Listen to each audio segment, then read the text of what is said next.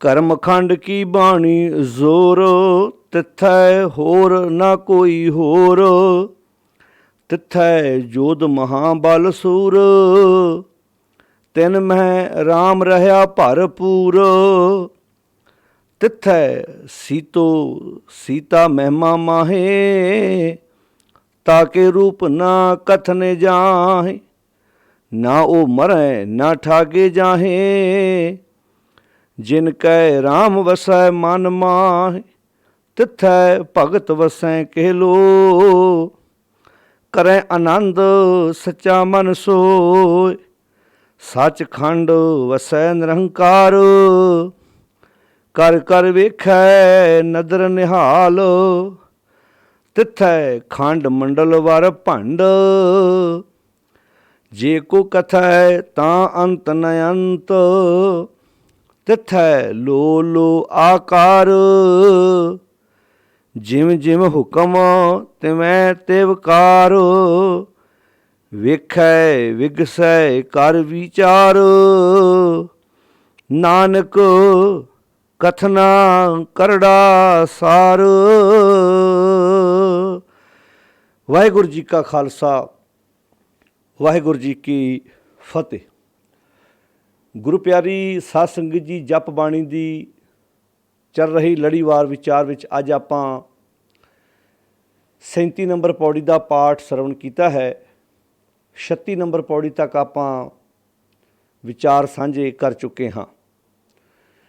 ਜਿਵੇਂ ਕਿ ਆਪਾਂ ਜਿਹਨੂੰ ਪਤਾ ਹੀ ਹੈ ਕਿ ਇਹ ਜਿਹੜੀਆਂ ਪੌੜੀਆਂ ਹਨ 34, 35, 36 ਅਤੇ 37, ਇਹਨਾਂ ਵਿੱਚ 4 ਪੌੜੀਆਂ ਵਿੱਚ ਗੁਰਦੇਵ ਜੀ ਨੇ ਧਰਮਖੰਡ ਦੀ ਗੱਲ, ਗਿਆਨਖੰਡ ਦੀ ਗੱਲ, ਸ਼ਰਮਖੰਡ ਦੀ ਗੱਲ, ਕਰਮਖੰਡ ਦੀ ਅਤੇ ਸੱਚਖੰਡ ਦੀ ਗੱਲ ਕੀਤੀ ਹੈ। ਇਹ 5 ਖੰਡ ਨੇ ਜਿਹੜੇ ਮਨੁੱਖ ਦੀ ਅਵਸਥਾ ਦੇ ਵੱਖ-ਵੱਖ ਪੜਾਅ ਨੇ। ਸਾਹਿਬ ਜੀ ਨੇ 34 ਨੰਬਰ ਪੌੜੀ ਵਿੱਚ ਜਦੋਂ ਆਪਾਂ ਆਰੰਭ ਕੀਤਾ ਸੀ, ਰਾਤੀ ਰੁੱਤੀ ਥਿੱਤੀ ਵਾਰ ਪਵਨ ਪਾਣੀ ਅਗਨੀ ਪਾਤਾਲ, ਸਭ ਤੋਂ ਪਹਿਲਾਂ ਧਰਮਖੰਡ ਦੀ ਗੱਲ ਕੀਤੀ ਕਿ ਮਨੁੱਖ ਇਸ ਸੰਸਾਰ 'ਤੇ ਧਰਮ ਕਮਾਉਣ ਆਇਆ ਹੈ ਅਤੇ ਇਹ ਧਰਤੀ ਇਨਸਾਨ ਨੂੰ ਧਰਮ ਕਮਾਉਣ ਵਾਸਤੇ ਬਹੁਤ ਸੋਹਣੀ ਧਰਮਸ਼ਾਲਾ ਦਿੱਤੀ ਹੋਈ ਹੈ। ਇਸ ਧਰਮਸ਼ਾਲਾ ਵਿੱਚ ਇਹਨੇ ਚੰਗੀਆਂ ਚੀਜ਼ਾਂ ਸਿੱਖਣੀਆਂ ਨੇ, ਮਾੜੀਆਂ ਸਿੱਖਣੀਆਂ ਨੇ, ਇਹਦੇ 'ਤੇ ਨਿਰਭਰ ਕਰਦਾ। ਇਹਨੂੰ ਸਵਾਰਨਾ ਹੈ, ਵਿਗਾੜਨਾ ਹੈ। ਜੇ ਆਪਣੇ ਜੀਵਨ ਨੂੰ ਸਵਾਰੇਗਾ ਤਾਂ ਧਰਤੀ ਧਰਮਸ਼ਾਲਾ ਆਪਣੇ ਆਪ ਸਵਰੇਗੀ, ਕਿਉਂਕਿ ਇਨਸਾਨ ਦੇ ਜੀਵਨ ਦਾ ਗੰਧ ਹੀ ਬਾਹਰ ਦਿਸਦਾ ਹੈ। ਜਿੱਦਾਂ ਦਾ ਮਨੁੱਖ ਦਾ ਅੰਦਰ ਹੁੰਦਾ ਉੱਦਾਂ ਦਾ ਬਾਹਰ ਬਣ ਜਾਂਦਾ ਹੈ।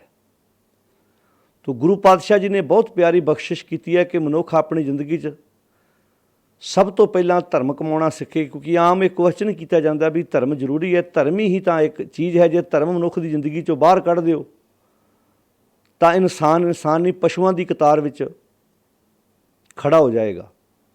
ਵੱਖਰੀ ਗੱਲ ਹੈ ਕਿ ਧਰਮ ਦੀ ਡੈਫੀਨੇਸ਼ਨ, ਪਰਿਭਾਸ਼ਾ ਸਾਡੇ ਲੋਕਾਂ ਨੇ ਗਲਤ ਸਮਝ ਲਈ ਅਤੇ ਲੋਕਾਂ ਨੂੰ ਇੰਝ ਲੱਗਾ ਵੀ ਸ਼ਾਇਦ ਕੁਝ ਚਿੰਨ੍ਹ ਧਾਰਨ ਕਰਨੇ ਹੀ ਧਰਮ ਕਮਾਉਣਾ ਹੈ। ਤਾਂ ਹੀ ਆਮ ਲੋਕਾਂ ਨੂੰ ਲੱਗਾ ਵੀ ਅੱਛਾ ਇਹ ਧਰਮ ਜ਼ਰੂਰੀ ਹੈ। ਗੁਰਦੇਵ ਜੀ ਨੇ ਜਦੋਂ ਧਰਮ ਦੀ ਪਰਿਭਾਸ਼ਾ ਦਿੱਤੀ ਹੈ ਤਾਂ ਉਹ ਬੜੀ ਪਿਆਰੀ ਦਿੱਤੀ ਵੀ ਸਗਲ ਧਰਮ ਮੈਂ ਸ੍ਰੇਸ਼ਟ ਧਰਮ, ਹਰ ਕੋ ਨਾਮ ਜਪ ਨਿਰਮਲ ਕਰਮ। ਰੱਬੀ ਗੁਣਾਂ ਨੂੰ ਆਪਣੀ ਜ਼ਿੰਦਗੀ ਵਿੱਚ ਪ੍ਰਗਟ ਕਰਕੇ ਆਪਣੀ ਜ਼ਿੰਦਗੀ ਨੂੰ ਖੂਬਸੂਰਤ ਬਣਾਉਣਾ, ਇਹੋ ਹੀ ਧਰਮ ਹੈ।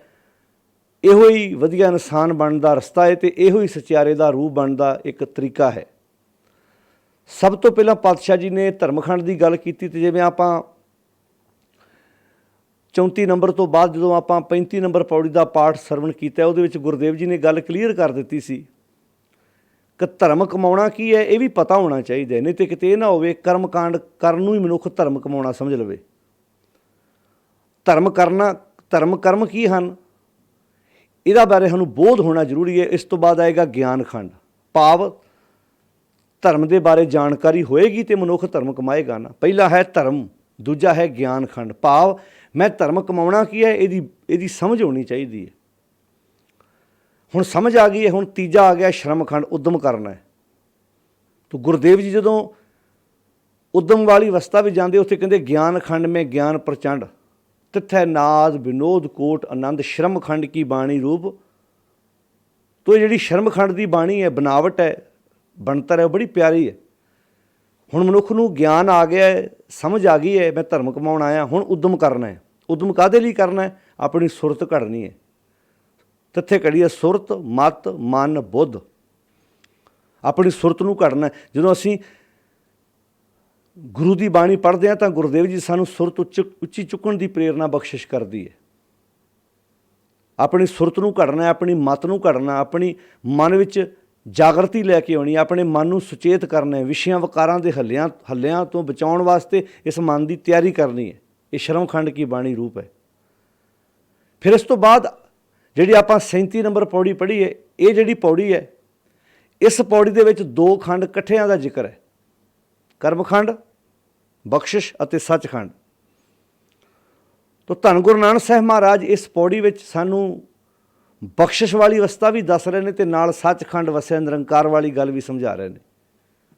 ਹੁਣ ਤੁਸੀਂ ਨੋਟ ਕੀਤਾ ਹੈ ਕਿ ਇਹ ਸਾਰੀਆਂ ਅਵਸਥਾਵਾਂ ਇੱਥੇ ਜ਼ਿੰਦਗੀ ਜਿਉਂਦਿਆਂ ਇੱਥੇ ਵਰਤਮਾਨ ਦੀ ਗੱਲ ਹੋ ਰਹੀ ਹੈ, ਕੋਈ ਅੱਗੇ ਦੀ ਗੱਲ ਨਹੀਂ ਮਹਾਰਾਜ ਕਰ ਰਿਹਾ।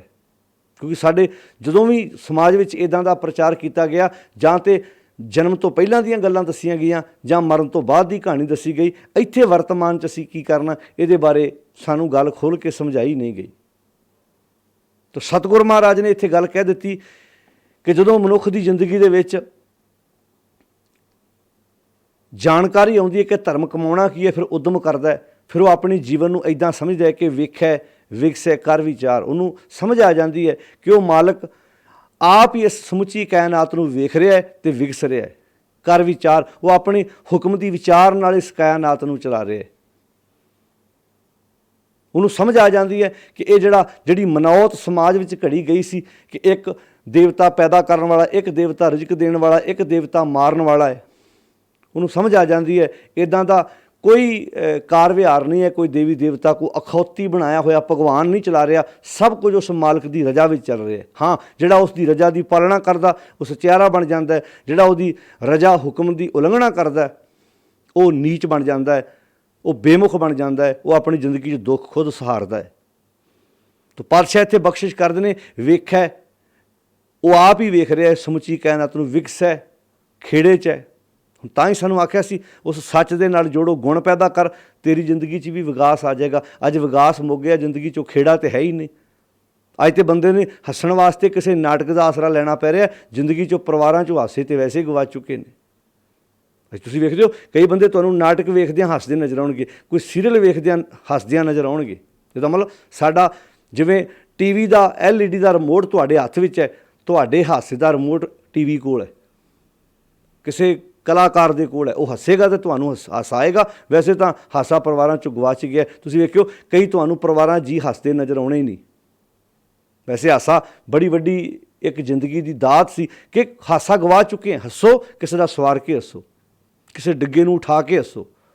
ਨਾਨਕ ਭਗਤਾਂ ਸਦਾ ਵਿਕਾਸ ਆਏਗਾ ਚੰਗੇ ਕੰਮ ਵਿੱਚੋਂ। ਚੰਗੇ ਕੰਮ ਕਰਾਂਗੇ ਜ਼ਿੰਦਗੀ 'ਚ ਖੇੜਾ ਆਏਗਾ। ਤੋ ਵੇਖੈ ਵਿਗਸੈ, ਅੱਜ ਤੁਸੀਂ ਵੇਖਿਆ ਹੋਵੇਗਾ ਕਈ ਬੰਦੇ ਤੁਹਾਨੂੰ ਕੋਈ ਸੀਰੀਅਲ ਵੇਖ ਕੇ ਖਿੜਖੜਾ ਕੇ ਹੱਸਦੇ ਨਜ਼ਰ ਆਉਣਗੇ, ਅਤੇ ਲਾਗੇ ਬੱਚੇ ਬੈਠੇ ਸੋਚ ਰਹੇ ਹੁੰਦੇ ਨੇ ਇਹ ਜਿਹੜਾ ਹੁਣ ਹਾਸਾ ਹੱਸਦਾ ਸਾਡੇ ਨਾਲ ਕਿਉਂ ਨਹੀਂ ਹੱਸਦਾ, ਜਾਂ ਸਾਡੇ ਨਾਲ ਕਿਉਂ ਨਹੀਂ ਹੱਸਦੀ। ਕੋਈ ਹੋ ਸਕਦਾ, ਦਾਦਾ ਹੋ ਸਕਦਾ, ਦਾਦੀ ਹੋ ਸਕਦੀ, ਮਾਂ ਹੋ ਸਕਦੀ, ਪਿਤਾ ਹੋ ਸਕਦਾ। ਅਸੀਂ ਆਪਣੀ ਜ਼ਿੰਦਗੀ 'ਚੋਂ ਚੀਜ਼ਾਂ ਗਵਾ ਚੁੱਕੇ ਹਾਂ। ਐ ਮੱਥੇ 'ਤੇ ਤਿਊੜੀਆਂ ਪਈਆਂ ਨੇ, ਕਲਪੇ ਪਏ, ਖਿਜੇ ਪਏ, ਜਿਵੇਂ ਜ਼ਿੰਦਗੀ ਦਾ ਸਾਰਾ ਬੋਝ ਅਸੀਂ ਚੱਕਿਆ ਹੁੰਦਾ ਹੈ। ਪ੍ਰੈਸ਼ਰ ਕੁੱਕਰ ਬਣਿਆ ਹੋਇਆ ਦਿਮਾਗ। ਤਾਂ ਗੁਰੂ ਪਾਤਸ਼ਾਹ ਦੀ ਬਾਣੀ ਇੱਥੇ ਬਹੁਤ ਪਿਆਰੀ ਵਿਚਾਰ ਸਾਨੂੰ ਬਖਸ਼ਿਸ਼ ਕਰ ਰਹੀ ਹੈ। ਅਤੇ ਗੁਰਦੇਵ ਜੀ ਕਹਿੰਦੇ ਨੇ, ਵੇਖੈ ਵਿਗਸੈ ਕਰ ਵਿਚਾਰ, ਨਾਨਕ ਕਥਨਾ ਕਰੜਾ ਸਰ। ਹੇ ਨਾਨਕ, ਇਸ ਸਾਰੀ ਉਹਦੀ ਹੁਕਮ ਦੀ ਪਰਿਭਾਸ਼ਾ ਜੋ ਕਾਇਨਾਤ ਨੂੰ ਆਪਣੇ ਨੇਮ ਵਿੱਚ ਚਲਾ ਰਿਹਾ ਹੈ, ਕਹਿਣਗੇ ਇਹਨੂੰ ਜੇ ਤੂੰ ਬਿਆਨ ਕਰਨ ਦੀ ਕੋਸ਼ਿਸ਼ ਕਰੇ, ਨਾਨਕ ਕਥਨਾ ਕਰੜਾ ਸਾਰ ਮੈਨੂੰ ਲੋਹਾ। ਇਹ ਤਾਂ ਲੋਹਾ ਚੱਬਣ ਵਾਲੀ ਗੱਲ ਹੈ। ਸਾਡਾ ਮਤਲਬ ਉਹਦੀ ਰਜ਼ਾ ਵਿੱਚ ਆਪਣੇ ਆਪ ਨੂੰ ਤੋਰਨ ਦਾ ਯਤਨ ਕਰਨਾ ਹੈ। ਅੰਤ ਲੱਭਣ ਤੁਰੇਗਾ, ਨੁਕਸਾਨ ਕਰਾ ਪਵੇਗਾ। ਇਹ ਬਾਣੀ 'ਚ ਤੁਸੀਂ ਵੇਖਿਆ ਹੋਵੇਗਾ, ਜਪ ਬਾਣੀ ਵਿੱਚ ਸਾਰੀ 'ਚ ਵਿਚਾਰ ਇਹੋ ਦਿੱਤੀ ਹੈ ਬਾਰ-ਬਾਰ।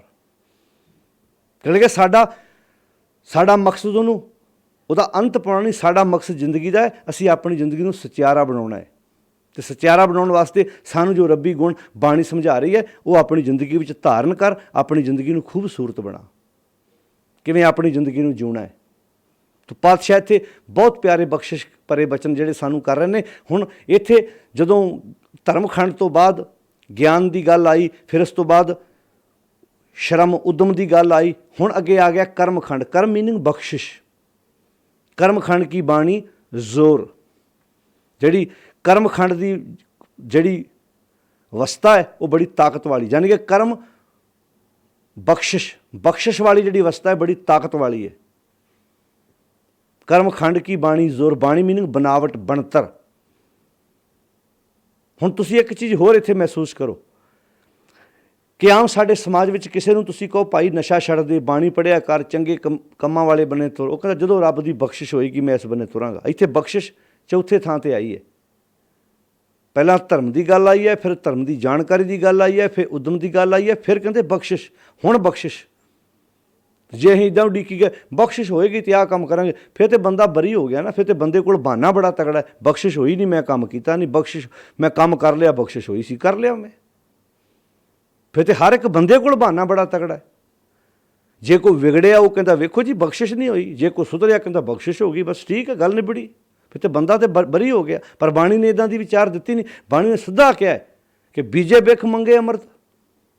ਵੇਖੋ ਇਹਨੇ ਆਪੇ ਬੀਜ ਆਪੇ ਹੀ ਖਾਓ। ਜੋ ਤੂੰ ਬੀਜ ਰਿਹਾ ਉਹ ਤੈਨੂੰ ਵੱਢਣਾ। ਖੇਤ ਸਰੀਰ ਜੋ ਬੀਜੀ ਹੈ ਸੁਅੰਤ ਖਲੋ ਆਏ। ਇਹ ਜਿਹੜਾ ਸਰੀਰ ਹੈ ਇੱਕ ਖੇਤ ਹੈ, ਇਹ 'ਚ ਜਿੱਦਾਂ ਦਾ ਬੀਜ ਪਾਏਗਾ ਉਦਾਂ ਦਾ ਤੈਨੂੰ ਵੱਢਣਾ ਪੈਣਾ ਹੈ। ਤੋ ਇਸ ਤੋਂ ਵੱਡੀ ਸਿੱਧੀ ਕਲੀਅਰ ਕੱਟ ਗੱਲ ਕਿਹੜੀ ਹੋ ਸਕਦੀ ਹੈ ਭਲਾ? ਵੱਖਰੀ ਗੱਲ ਹੈ ਕੋਈ ਕਹੇ ਜੀ ਮੈਨੂੰ ਉਲਝਣ ਪਈ ਹੈ, ਨਾ ਕੋਈ ਉਲਝਣ ਨਹੀਂ। ਬਾਣੀ 'ਚ ਉਲਝਣਾਂ ਤੇ ਖੁੱਲ੍ਹੀਆਂ ਨੇ। ਜਿਹੜੀਆਂ ਉਲਝਣਾਂ ਸੀ ਉਹ ਕੱਢੀਆਂ ਨੇ ਗੁਰੂ ਸਾਹਿਬ ਨੇ। ਤੋ ਪਾਤਸ਼ਾਹ ਇੱਥੇ ਕਹਿੰਦੇ ਕਰਮਖੰਡ ਕੀ ਬਾਣੀ ਜ਼ੋਰ। ਜਿਹੜੀ ਬਖਸ਼ਿਸ਼ ਵਾਲੀ ਅਵਸਥਾ ਹੈ ਨਾ ਉਹ ਬੜੀ ਬਲ ਵਾਲੀ ਹੈ, ਬੜੀ ਤਾਕਤ ਵਾਲੀ ਹੈ। ਅਤੇ ਬਖਸ਼ਿਸ਼ ਕੀ ਹੈ? ਆਪਣੀ ਜ਼ਿੰਦਗੀ ਜਿਹੜੇ ਗੁਣ ਨੇ ਉਹਨਾਂ ਨੂੰ ਸਮਝ ਕੇ ਆਪਣੀ ਜ਼ਿੰਦਗੀ ਵਿੱਚ ਲਾਗੂ ਕਰਨਾ। ਬਖਸ਼ਿਸ਼ ਹੋਈ ਪਈ ਹੈ ਸਾਰਿਆਂ 'ਤੇ। ਉਸ ਬਖਸ਼ਿਸ਼ ਦੀ ਵਰਤੋਂ ਕੋਈ ਕਰੇ ਨਾ ਕਰੇ ਇਹ ਮਨੁੱਖ ਦੀ ਆਪਣੀ ਮਰਜ਼ੀ ਹੈ। ਕਰਮਖੰਡ ਕੀ ਬਾਣੀ ਜ਼ੋਰ। ਤਿੱਥੇ ਹੋਰ ਨਾ ਕੋਈ ਹੋਰ। ਉਸ ਅਵਸਥਾ 'ਚ ਫਿਰ ਕੋਈ ਹੋਰ ਨਹੀਂ ਹੁੰਦਾ। ਉਹਨੂੰ ਸਮਝ ਆ ਜਾਂਦੀ ਹੈ ਤਿੱਥੇ ਹੋਰ ਨਾ ਕੋਈ ਹੋਰ। ਉਹਨੂੰ ਉਸ ਅਵਸਥਾ 'ਚ ਰੱਬ ਤੋਂ ਬਿਨਾਂ ਹੋਰ ਉਹਨੂੰ ਕੋਈ ਦਿਸਦਾ ਹੀ ਨਹੀਂ। ਕਹਿੰਦਾ ਈਬੇ ਬੀਠਲ ਉਬੇ ਬੀਠਲ, ਬੀਠਲ ਬਿਨ ਸੰਸਾਰ ਨਹੀਂ। ਤਿੱਥੇ ਹੋਰ ਨਾ ਕੋਈ ਹੋਰ। ਉਸ ਅਵਸਥਾ 'ਚ ਪਰਮੇਸ਼ਰ ਤੋਂ ਬਿਨਾਂ ਉਹਨੂੰ ਹੋਰ ਕੁਝ ਨਹੀਂ ਦਿਸਦਾ। ਕਰਮਖੰਡ ਕੀ ਕਰਮ ਮੀਨਿੰਗ ਬਖਸ਼ਿਸ਼। ਕਰਮਖੰਡ ਕੀ ਬਾਣੀ ਜ਼ੋਰ। ਤਿੱਥੇ ਹੋਰ ਨਾ ਕੋਈ ਹੋਰ। ਤੇ ਫਿਰ ਤਿੱਥੇ ਜੋਧ ਮਹਾਬਲ ਸੂਰ। ਉਸ ਅਵਸਥਾ 'ਚ ਫਿਰ ਯੋਧੇ ਤੇ ਸੂਰਮੇ ਵਸਦੇ ਨੇ, ਕਿਉਂਕਿ ਇਹ ਵੀ ਬੜੀ ਸੂਰਮਤਾਈ ਹੈ। ਇਹ ਕੋਈ ਬਹਾਦਰੀ ਵਾਲੀ ਗੱਲ ਹੈ, ਕੋਈ ਮਾਮੂਲੀ ਗੱਲ ਥੋੜ੍ਹਾ। ਇੱਕ ਸੂਰਮਾ ਉਹ ਜਿਹੜਾ ਮੈਦਾਨੇ ਜੰਗ ਵਿੱਚ ਦੁਸ਼ਮਣਾਂ ਨਾਲ ਲੜਦਾ, ਉਹ ਵੀ ਕਿਸੇ ਸੂਰਮੇ ਨਾਲੋਂ ਘੱਟ ਨਹੀਂ ਜਿਹੜਾ ਬੁਰਾਈ ਨਾਲ ਲੜਦਾ। ਪਾਣੀ 'ਚ ਲਿਖਿਆ ਗੁਰਦੇਵ ਨੇ, ਜਾ ਕੋ ਹਰ ਰੰਗ ਲਾਗੋ ਇਸ ਯੁੱਗ ਮੈਂ, ਸੋ ਕਈਅਤ ਹੈ ਸੂਰਾ। ਰੰਗ ਮੀਨਿੰਗ ਪਿਆਰ। ਜਿਹੜਾ ਸੱਚ ਨਾਲ ਪਿਆਰ ਕਰਦਾ ਉਹ ਕਿਸੇ ਸੂਰਮੇ ਨਾਲੋਂ ਘੱਟ ਥੋੜ੍ਹਾ। ਜਿਹੜਾ ਆਪਣੀ ਬੁਰਾਈ ਨਾਲ ਜੋ ਜਨ ਲੂਝੇ ਮਨੇ ਸਿਓ ਸੇ ਪੂਰੇ ਪ੍ਰਧਾਨਾ, ਉਹ ਕਿਸੇ ਆਗੂ ਨਾਲੋਂ ਘੱਟ ਥੋੜ੍ਹਾ। ਜਿਹੜੇ ਆਪਣੇ ਮਨ ਨਾਲ ਜੰਗ ਕਰਦੇ ਨੇ, ਆਪਣੀਆਂ ਬੁਰਾਈਆਂ ਨਾਲ ਲੜਦੇ ਨੇ। ਅਤੇ ਲੜਿਆ ਹੀ ਉਹਦੇ ਕੋਲ ਜਾਏਗਾ ਜਿਹੜਾ ਧਰਮ ਦੀ ਜਾਣਕਾਰੀ ਪ੍ਰਾਪਤ ਕਰਕੇ ਉਦਮ ਜ਼ਿੰਦਗੀ 'ਚ ਲੈ ਕੇ ਆਏਗਾ, ਉਹੀ ਬਖਸ਼ਿਸ਼ ਦਾ ਪਾਤਰ ਬਣੇਗਾ।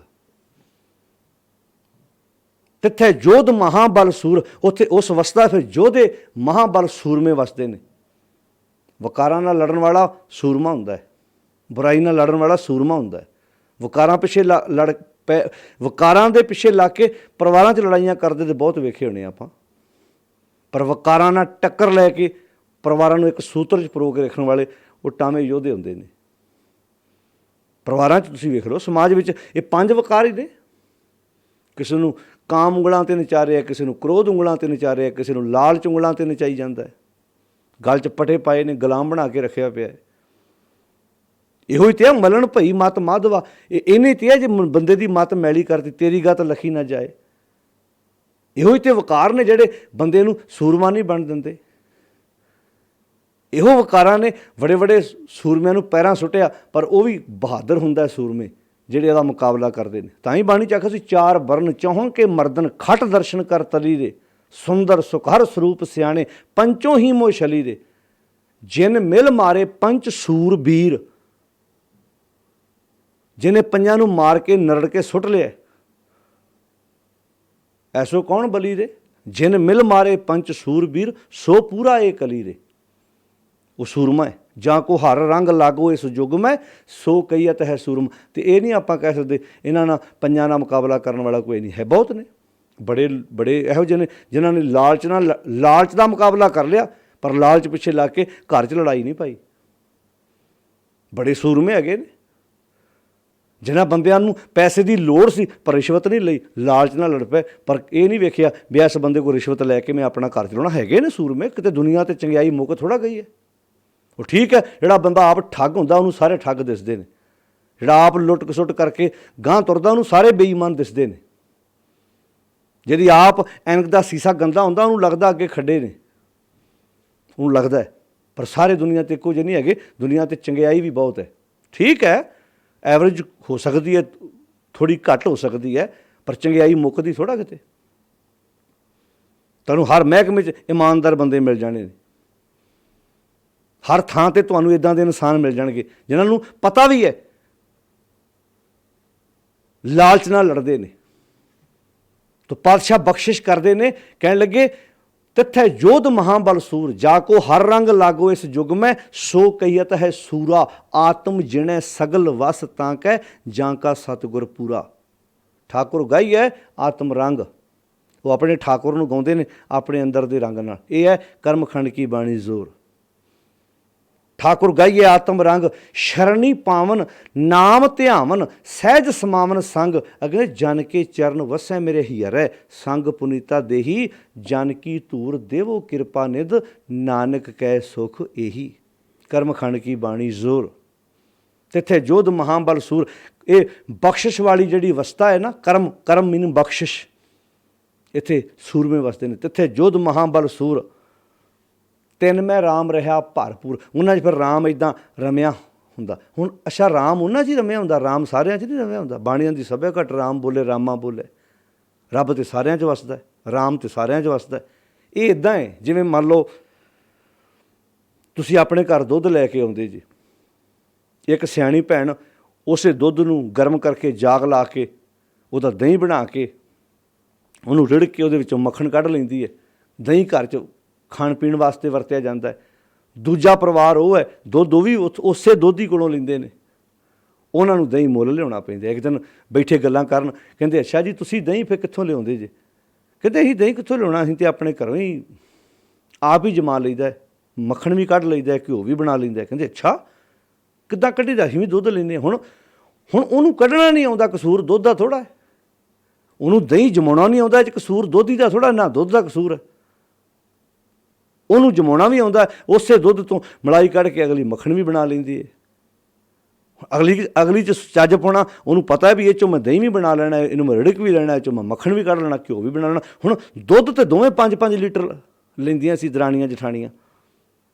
ਇੱਕ ਨੇ ਮੱਖਣ ਕੱਢ ਲਿਆ, ਇੱਕ ਨੂੰ ਨਹੀਂ ਕੱਢਣਾ। ਇਹ 'ਚ ਕਸੂਰ ਹੁਣ ਦੱਸਿਓ ਭਲਾ ਦੁੱਧ ਦਾ ਕੀ ਹੈ?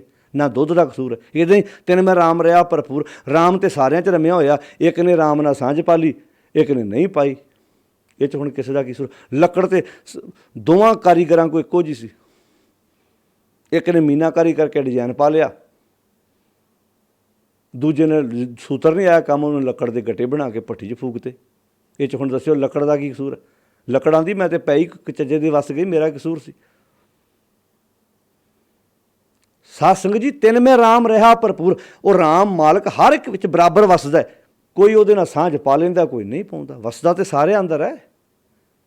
ਚੰਗਿਆਈ ਬੁਰਿਆਈ, ਜਦੋਂ ਤੈਨੂੰ ਕੋਈ ਨੇਕ ਖਿਆਲ, ਹੁਣ ਰੱਬ ਕੀ ਹੈ, ਜਦੋਂ ਤੂੰ ਕੋਈ ਗੁਨਾਹ ਕਰ ਲੱਗਦਾ, ਇੱਕ ਅੰਦਰੋਂ ਤੇਰੇ ਅੰਦਰੋਂ ਨੇਕ ਖਿਆਲ ਆਉਂਦਾ ਵੀ ਇਹ ਕੰਮ ਨਾ ਕਰ ਯਾਰ। ਉਹ ਤੇਰਾ ਐਡਾ ਵਧੀਆ ਦੋਸਤ ਹੈ, ਉਹਨੇ ਤੇਰੇ ਨਾਲ ਬਿਜ਼ਨਸ ਸਾਂਝਾ ਕੀਤਾ, ਤੂੰ ਉਹਦੇ ਨਾਲ ਧੋਖਾ ਕਰ ਰਿਹਾ। ਉਹ ਨੇਕ ਖਿਆਲ ਆ ਰਿਹਾ ਹੈ ਨਾ, ਉਹਦਾ ਨੇਕ ਖਿਆਲ ਆ ਰਿਹਾ, ਉਹੋ ਹੀ ਰੱਬ ਹੈ, ਉਹੀ ਤੇਰੀ ਅੰਦਰ ਦੀ ਆਵਾਜ਼ ਹੈ। ਹੁਣ ਤੂੰ ਉਹਨੂੰ ਨੱਪ ਦਿੰਦਾ, ਉੱਥੇ ਤੂੰ ਨੱਪ ਕੇ ਇੱਦਾਂ ਕਰਦਾ, ਨਹੀਂ ਉਹਦੀ ਸੁਣਦਾ ਨਹੀਂ, ਮਰਜ਼ੀ ਆਪਣੀ ਕਰ ਲੈਣਾ, ਬੇਈਮਾਨੀ ਕਰ ਬੈਣਾ, ਕੱਲ੍ਹ ਨੂੰ ਫੜਿਆ ਜਾਣਾ। ਹੁਣ ਇਹ 'ਚ ਦੱਸਿਓ ਉਸ ਨੇਕ ਖਿਆਲ ਦਾ ਕੀ ਕਸੂਰ ਹੈ? ਉਹ ਕਹਿੰਦਾ ਇਹਨੇ ਮੇਰੀ ਮੰਨੀ ਨਹੀਂ, ਮੇਰਾ ਕੀ ਕਸੂਰ ਇਹ 'ਚ? ਹੁਣ ਧਿਆਨ ਨਾਲ ਸੁਣਿਓ, ਜਦੋਂ ਤੁਸੀਂ ਕੋਈ ਗਲਤ ਕੰਮ ਕਰ ਲੱਗਦੇ, ਅੰਦਰੋਂ ਖਿਆਲ ਇੱਕ ਆਉਂਦਾ ਇਹ ਕੰਮ ਨਾ ਕਰ। ਉਹਦਾ ਖਿਆਲ ਹੈ ਨਾ, ਉਹਦਾ ਖਿਆਲ ਅੰਦਰ ਬੈਠਾ ਹੈ, ਉਹ ਰੱਬ ਹੈ ਜਿਹੜਾ ਤੈਨੂੰ ਰੋਕ ਰਿਹਾ ਵੀ ਨਾ ਕਰੇ। ਤਾਂ ਤੂੰ ਉਸ ਖਿਆਲ ਨੂੰ ਨੱਪ ਦਿੱਤਾ, ਵੀ ਥੱਲੇ ਕਰਤਾ, ਬੁਰਾਈ ਯੂਰਪ ਆ ਗਈ, ਤੁਰ ਪਿਆ ਤੂੰ ਅੱਗੇ। ਪਰ ਉਹ ਕਹਿੰਦਾ ਠੀਕ ਹੈ, ਨਹੀਂ ਮੇਰੀ ਮੰਨੀ, ਕੋਈ ਨਹੀਂ, ਇਹ ਤਾਂ ਹੁਣ ਆਪੇ ਬੀਜ ਆਪੇ ਹੀ ਖਾਓ ਵਾਲਾ ਕੰਮ ਹੋਣਾ ਹੀ ਹੋਣਾ। ਕਈ ਇੱਦਾਂ ਪੇਸ਼ ਕਰਦੇ, ਵੇਖੋ ਜੇ ਰੱਬ ਅੰਦਰ ਬੈਠਾ, ਆ ਜਿਹੜੇ ਰੱਬ ਦੀ ਵਿਆਖਿਆ ਇੱਦਾਂ ਕਰਦੇ, ਕੁਦਰਤ ਉਹ ਇੱਦਾਂ ਪੇਸ਼ ਕਰਦੇ, ਕਹਿੰਦੇ ਵੇਖੋ ਜੀ ਜੇ ਬੰਦਾ ਗਲਤ ਕੰਮ ਕਰਦਾ ਤਾਂ ਫਿਰ ਮਤਲਬ ਰੱਬ ਨਾਲੋਂ ਬੁਰਾਈ ਉੱਚੀ ਹੋਈ ਨਾ। ਤਾਂ ਪਰਮੇਸ਼ਰ ਕਹਿੰਦਾ ਠੀਕ ਹੈ, ਜੇ ਤੂੰ ਬੁਰਾਈ ਦੇ ਆਖੇ ਲੱਗਾ ਤਾਂ ਫਿਰ ਨਤੀਜਾ ਭੁਗਤਣ ਲਈ ਵੀ ਤਿਆਰ ਰਹੇ। ਜੇ ਕਿਸੇ ਦੇਸ਼ ਦਾ ਕਾਨੂੰਨ ਕਹਿੰਦਾ ਠੀਕ ਹੈ ਤੂੰ ਮੇਰੀ ਨਹੀਂ ਮੰਨੀ ਤੇ ਸਜ਼ਾ ਲਈ ਤੇ ਤਿਆਰ ਰਹਿਣਾ ਪੈਣਾ ਨਾ ਤੈਨੂੰ। ਕਰਮ ਕਰਨ ਤੋਂ ਪਹਿਲਾਂ ਤੂੰ ਆਜ਼ਾਦ ਹੈ, ਪਰ ਕਰਮ ਕਰਨ ਤੋਂ ਬਾਅਦ ਤੇਰੀ ਆਜ਼ਾਦੀ ਤੇ ਫਿਰ ਖਤਮ ਹੋ ਗਈ ਨਾ। ਹੁਣ ਕੋਈ ਤੁਹਾਡੇ ਸਾਹਮਣੇ ਇੱਕ ਗਲਾਸ 'ਚ ਜ਼ਹਿਰ ਪਿਆ, ਇੱਕ ਗਲਾਸ 'ਚ ਅੰਮ੍ਰਿਤ ਪਿਆ, ਹੁਣ ਤੂੰ ਕਵੇਂ ਵੀ ਅੰਮ੍ਰਿਤ ਜ਼ਿਆਦਾ ਤਾਕਤ ਹੈ। ਉਹ ਆਂਦਾ ਤੇਰੀ ਮਰਜ਼ੀ, ਦੋਵਾਂ ਤੂੰ ਆਜ਼ਾਦ ਹੈ, ਤੂੰ ਜਿਹੜੀ ਚੀਜ਼ ਮਰਜ਼ੀ ਪੀ ਲਾ। ਤੂੰ ਅੰਮ੍ਰਿਤ ਪੀਣਾ ਤੇਰੀ ਮਰਜ਼ੀ, ਜ਼ਹਿਰ ਪੀਣਾ ਤੇਰੀ ਮਰਜ਼ੀ, ਪਰ ਪੀਣ ਤੋਂ ਬਾਅਦ ਜਿਹੜਾ ਬਾਅਦ ਵਿੱਚ ਨਤੀਜਾ ਨਿਕਲਣਾ ਉੱਥੇ ਤੂੰ ਆਜ਼ਾਦ ਨਹੀਂ ਹੈਗਾ। ਕਰਮ ਕਰਨ ਤੋਂ ਪਹਿਲਾਂ ਆਜ਼ਾਦ ਹੈ ਤੂੰ। ਹੁਣ ਜਿਹੜੇ ਇੱਦਾਂ ਕਹਿੰਦੇ ਵੇਖੋ ਜੇ ਰੱਬ ਅੰਦਰ ਵਸਦਾ ਫਿਰ ਬੁਰੇ ਕੰਮ ਤੋਂ ਬੰਦੇ ਨੂੰ ਰੋਕਦਾ ਕਿਉਂ ਨਹੀਂ। ਹੁਣ ਜੇ ਉਹਨਾਂ ਨੂੰ ਇਹ ਪੁੱਛੇ ਵੀ ਕਾਨੂੰਨ ਸਾਰਿਆਂ 'ਤੇ ਇੱਕੋ ਜਿਹਾ ਲਾਗੂ ਹੈ ਨਾ, ਕਾਨੂੰਨ ਬੰਦੇ ਨੂੰ ਚੋਰੀ ਕਰਨ ਤੋਂ ਰੋਕਦਾ ਕਿਉਂ ਨਹੀਂ? ਫਿਰ ਕਾਨੂੰਨ ਆਉਂਦਾ ਕਰ ਲਾ ਚੋਰੀ, ਜੇਲ੍ਹ ਵੀ ਤਾਂ ਤੇਰੇ ਲਈ ਬਣੀ। ਫਿਰ ਹੁੰਦਾ ਕਰ ਚੋਰੀ, ਮੈਂ ਤੈਨੂੰ ਤੇਰੇ ਘਰ ਰੋਕਣ ਥੋੜ੍ਹਾ ਜਾਣਾ, ਮੈਂ ਤੇਰੇ ਬਾਰੇ ਪਿੱਛੇ ਰਾਤ ਤੁਰਿਆ ਫਿਰਨਾ। ਸ਼ਹਿਰਾਂ 'ਚ ਪੁਲਿਸ ਥਾਂ ਤੇ ਲੱਗੀ ਹੋਣ ਦੇ ਬਾਵਜੂਦ ਚੋਰੀਆਂ ਰੁਕ ਜਾਂਦੀਆਂ ਨੇ। ਉਹ ਕਹਿੰਦੇ ਠੀਕ ਹੈ ਕਰ ਚੋਰੀ, ਹੱਥ ਘੜੀ ਲਾਉਣ ਲੱਗਿਆ ਚੋਰੀ ਕਰਨ ਤੋਂ ਪਹਿਲਾਂ ਤੂੰ ਆਜ਼ਾਦ ਹੈ, ਪਰ ਹੱਥ ਘੜੀ ਲਾਉਣ ਵਕਤ ਆਜ਼ਾਦ ਨਹੀਂ ਹੈ। ਜਦੋਂ ਛੱਤਰ ਪਰੇਡ ਹੋਣੀ ਹੈ ਤੇਰੀ ਉਦੋਂ ਤੋਂ ਆਜ਼ਾਦ ਨਹੀਂ ਹੈ। ਤੂੰ ਕਰੀ ਜਾ ਗੁਨਾਹ। ਕਈ ਬੰਦੇ ਘਪਲੇ ਕਰਦੇ ਆਪਣੀਆਂ ਕੰਪਨੀਆਂ 'ਚ,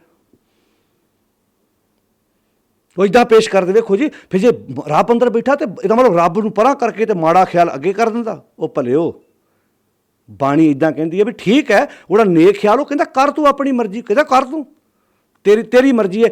ਤੂੰ ਨੇਕ ਖਿਆਲ ਮੁਤਾਬਕ ਕੰਮ ਕਰਨਾ ਹੈ ਕਿ ਬੁਰੇ ਖਿਆਲ ਮੁਤਾਬਕ ਕੰਮ ਕਰਨਾ ਹੈ। ਵਿਚਾਰ ਦੋ ਨੇ ਤੇਰੇ ਅੰਦਰ। ਇਹਨੂੰ ਕਹਿੰਦੇ ਨੇ ਬਿਖ ਅੰਮ੍ਰਿਤ ਕਰਤਾਰ ਉਪਾਏ, ਸੰਸਾਰ ਬ੍ਰਿਖ ਕੋ ਦੋਏ ਫਲ ਲਾਏ। ਇਹ ਸੰਸਾਰ ਇੱਕ ਦਰਖਤ ਹੈ, ਇਹਨੂੰ ਦੋ ਫਲ ਲੱਗੇ ਨੇ, ਜ਼ਹਿਰ ਦਾ ਅਤੇ ਅੰਮ੍ਰਿਤ ਦਾ। ਇਹਨਾਂ 'ਚੋਂ ਕਿਹੜਾ ਚੱਖਣਾ ਹੈ ਇਹ ਮਰਜ਼ੀ ਤੇਰੀ ਆਪਣੀ ਹੈ। ਚੱਖਣ ਤੋਂ ਬਾਅਦ ਜਿਹੜਾ ਨਤੀਜਾ ਨਿਕਲਣਾ ਉੱਥੇ ਤੇਰੀ ਮਰਜ਼ੀ ਆਪਣੀ ਥੋੜ੍ਹਾ। ਫਿਰ ਨਾ ਉੱਥੇ ਤੇਰੀ ਮਰਜ਼ੀ ਆਪਣੀ ਕਿੱਦਾਂ ਹੋਈ? ਉੱਥੇ ਤਾਂ ਤੂੰ ਫਿਰ ਸੁਭਾਅ ਮੁਤਾਬਕ ਕੰਮ ਕਰਦਾ ਅਤੇ ਸੁਭਾਅ ਦਾ ਫਿਰ ਸੁਭਾਅ ਮੁਤਾਬਕ ਕੀਤੇ ਹੋਏ ਕਰਮ ਤੋਂ ਬਾਅਦ ਸਜ਼ਾ ਲਈ ਵੀ ਤਿਆਰ ਰਹਿਣਾ ਪੈਣਾ ਤੈਨੂੰ। ਬਸ ਗੱਲ ਇੰਨਾ ਕੁ ਰੱਖਣਾ। ਉਹਦਾ ਨੂੰ ਨੇਕ ਖਿਆਲ ਆ ਰਿਹਾ ਸੀ ਨੇ ਕੰਮ ਨਾ ਕਰ, ਤਿੱਥੇ ਰਾਮ ਰਿਹਾ ਭਰਪੂਰ। ਉਸ ਅਵਸਥਾ 'ਚ ਫਿਰ ਜਿਹੜਾ ਰਾਮ ਐਂ ਰਮਿਆ ਹੋਇਆ ਸੀ ਨਾ ਇੱਕ ਅਵਸਥਾ 'ਚ ਐਨ, ਤਿੱਥੇ ਜੋਧ ਮਹਾਬਲ ਸੂਰ ਤਿੰਨ ਮੈਂ ਰਾਮ ਰਿਹਾ ਭਰਪੂਰ।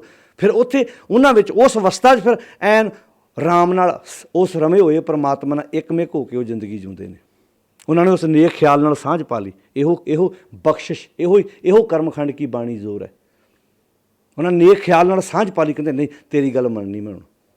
ਜਿਹਨੂੰ ਬੰਦਾ ਨਹੀਂ ਕਹਿੰਦਾ ਮੈਂ ਆਪਣੀ ਜ਼ਮੀਰ ਦੀ ਆਵਾਜ਼ ਸੁਣ ਲਈ ਆ। ਮੈਨੂੰ ਉਹਨੇ ਕਿਹਾ ਇੱਦਾਂ। ਕਈ ਵਾਰੀ ਕਈ ਬੰਦੇ ਗੁਨਾਹ ਕਰ ਬੈਠਦੇ। ਕਦੀ ਤਵਾਰੀਖ ਦੇ ਪੰਨੇ ਪੜ੍ਹ ਕੇ ਵੇਖੋ। ਜਦੋਂ ਅਸੀਂ ਤਵਾਰੀਖ ਇਤਿਹਾਸ ਪੜ੍ਹਦੇ ਹਾਂ ਤਾਂ 1675 ਨੂੰ 11 ਨਵੰਬਰ ਨੂੰ ਗੁਰੂ ਤੇਗ ਬਹਾਦਰ ਮਹਾਰਾਜ ਜੀ ਨੂੰ ਜਿਸ ਕਾਜੀ ਨੇ ਫਤਵਾ ਪੜ੍ਹਿਆ ਸੀ ਨਾ ਉਹਨਾਂ ਨੂੰ ਸ਼ਹੀਦ ਕਰਨ ਵਾਲਾ, ਅਤੇ 26 ਨਵੰਬਰ ਨੂੰ ਉਹ ਦੁਨੀਆ ਤੋਂ ਕੂਚ ਕਰ ਗਿਆ ਸੀ। ਉਹਨੂੰ ਕਿਸੇ ਨੇ ਗੋਲੀ ਨਹੀਂ ਮਾਰੀ, ਉਹਨੂੰ ਕਿਸੇ ਨੇ ਫਾਂਸੀ ਨਹੀਂ ਦਿੱਤੀ। ਮਨ 'ਚ ਆਇਆ ਤਾਂ ਹੋਏਗਾ ਨਾ ਅੱਜ ਪੈਸੇ ਬਦਲੇ ਸੱਚ ਨੂੰ ਫਾਂਸੀ ਦੇ ਆਇਆ ਤੂੰ। ਅੱਜ ਉਹਨੂੰ ਫਤਵਾ ਪੜ੍ਹਨ ਵੇਲੇ ਉਹਨੂੰ ਫਤਵਾ ਫਰੀ ਪੜ੍ਹਦਾ? ਕਾਜੀ ਹੋਏ ਰਿਸ਼ਵਤੀ ਵੱਡੀ ਲੈ ਕੇ ਹੱਕ ਗਵਾਏ ਕਿ ਉਹਨੂੰ ਪੈਸੇ ਨਾ ਮਿਲੇ, ਹੁਣ ਕਿਉਂ ਫਤਵਾ ਪੜ੍ਹਨ ਲੱਗੇ? ਉਹ ਅੰਦਰ ਗੱਲ, ਉਹ ਅੰਦਰੋਂ ਕਰਮ ਪੈਸੇ ਤੇ ਲੈ ਆਇਆ, ਫਤਵਾ ਤੇ ਪੜ੍ਹ ਆਇਆ, ਪਰ ਅੰਦਰ ਸੋਚੀ ਗਿਆ।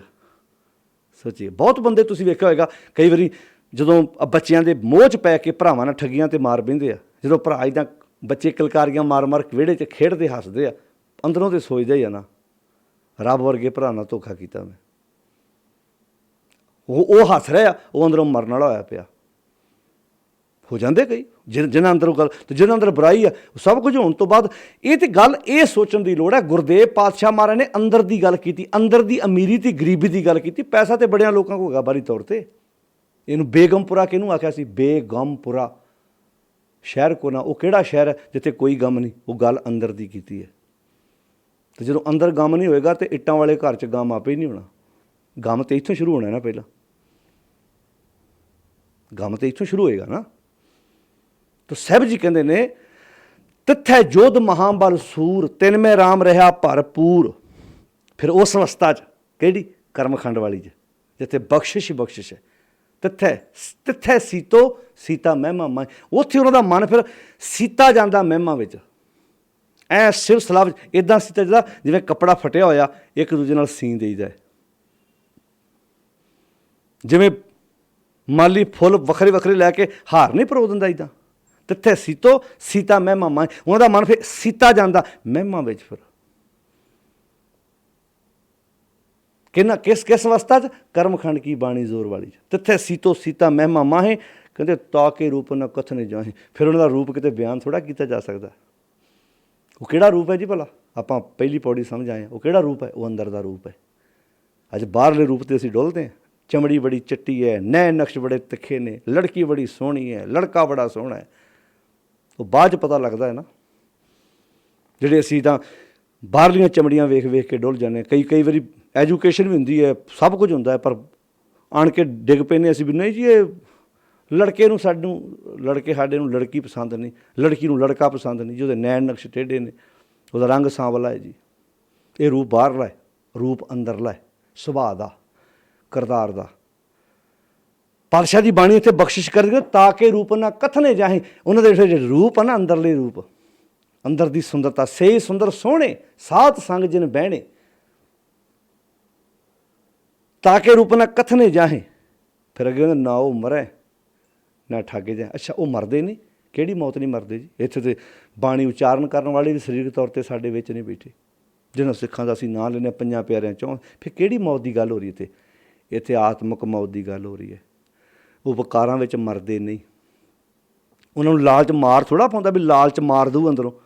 ਨਾ ਨਾ ਨਾ ਨਾ, ਨਾ ਉਹ ਮਰੈ, ਆਤਮਿਕ ਤੌਰ 'ਤੇ ਮਰਦੇ ਨਹੀਂ। ਅਤੇ ਨਾ ਠਾਗੇ ਜਾਹੇ, ਨਾ ਉਹ ਠੱਗੇ ਜਾਂਦੇ। ਕਿਹਦੇ ਕੋਲੋਂ ਠੱਗ ਨਹੀਂ ਜਾਂਦੇ ਭਲਾ? ਹੋ ਸਕਦਾ ਦੋਸਤ ਉਹਨਾਂ ਨਾਲ ਠੱਗੀ ਮਾਰ ਲਵੇ। ਕਈ ਹੁੰਦੇ ਨੇ ਤਾਂ ਦੋਸਤ ਠੱਗੀ ਮਾਰ ਲੈਂਦੇ, ਉਹ ਉਹਨਾਂ ਨੂੰ ਭੋਲਾ ਸਮਝ ਕੇ। ਕਈ ਭਰਾਵਾਂ ਨਾਲ ਠੱਗੀਆਂ ਮਾਰ ਜਾਂਦੇ ਨੇ, ਪਰ ਮਜਾਲ ਕੀ ਉਹਨਾਂ ਨੂੰ ਕੋਈ ਵਕਾਰ ਉਹਨਾਂ ਨੂੰ ਠੱਗ ਲਵੇ। ਵਕਾਰ ਨਹੀਂ ਠੱਗ ਸਕਦਾ ਉਹਨਾਂ ਨੂੰ ਕੋਈ।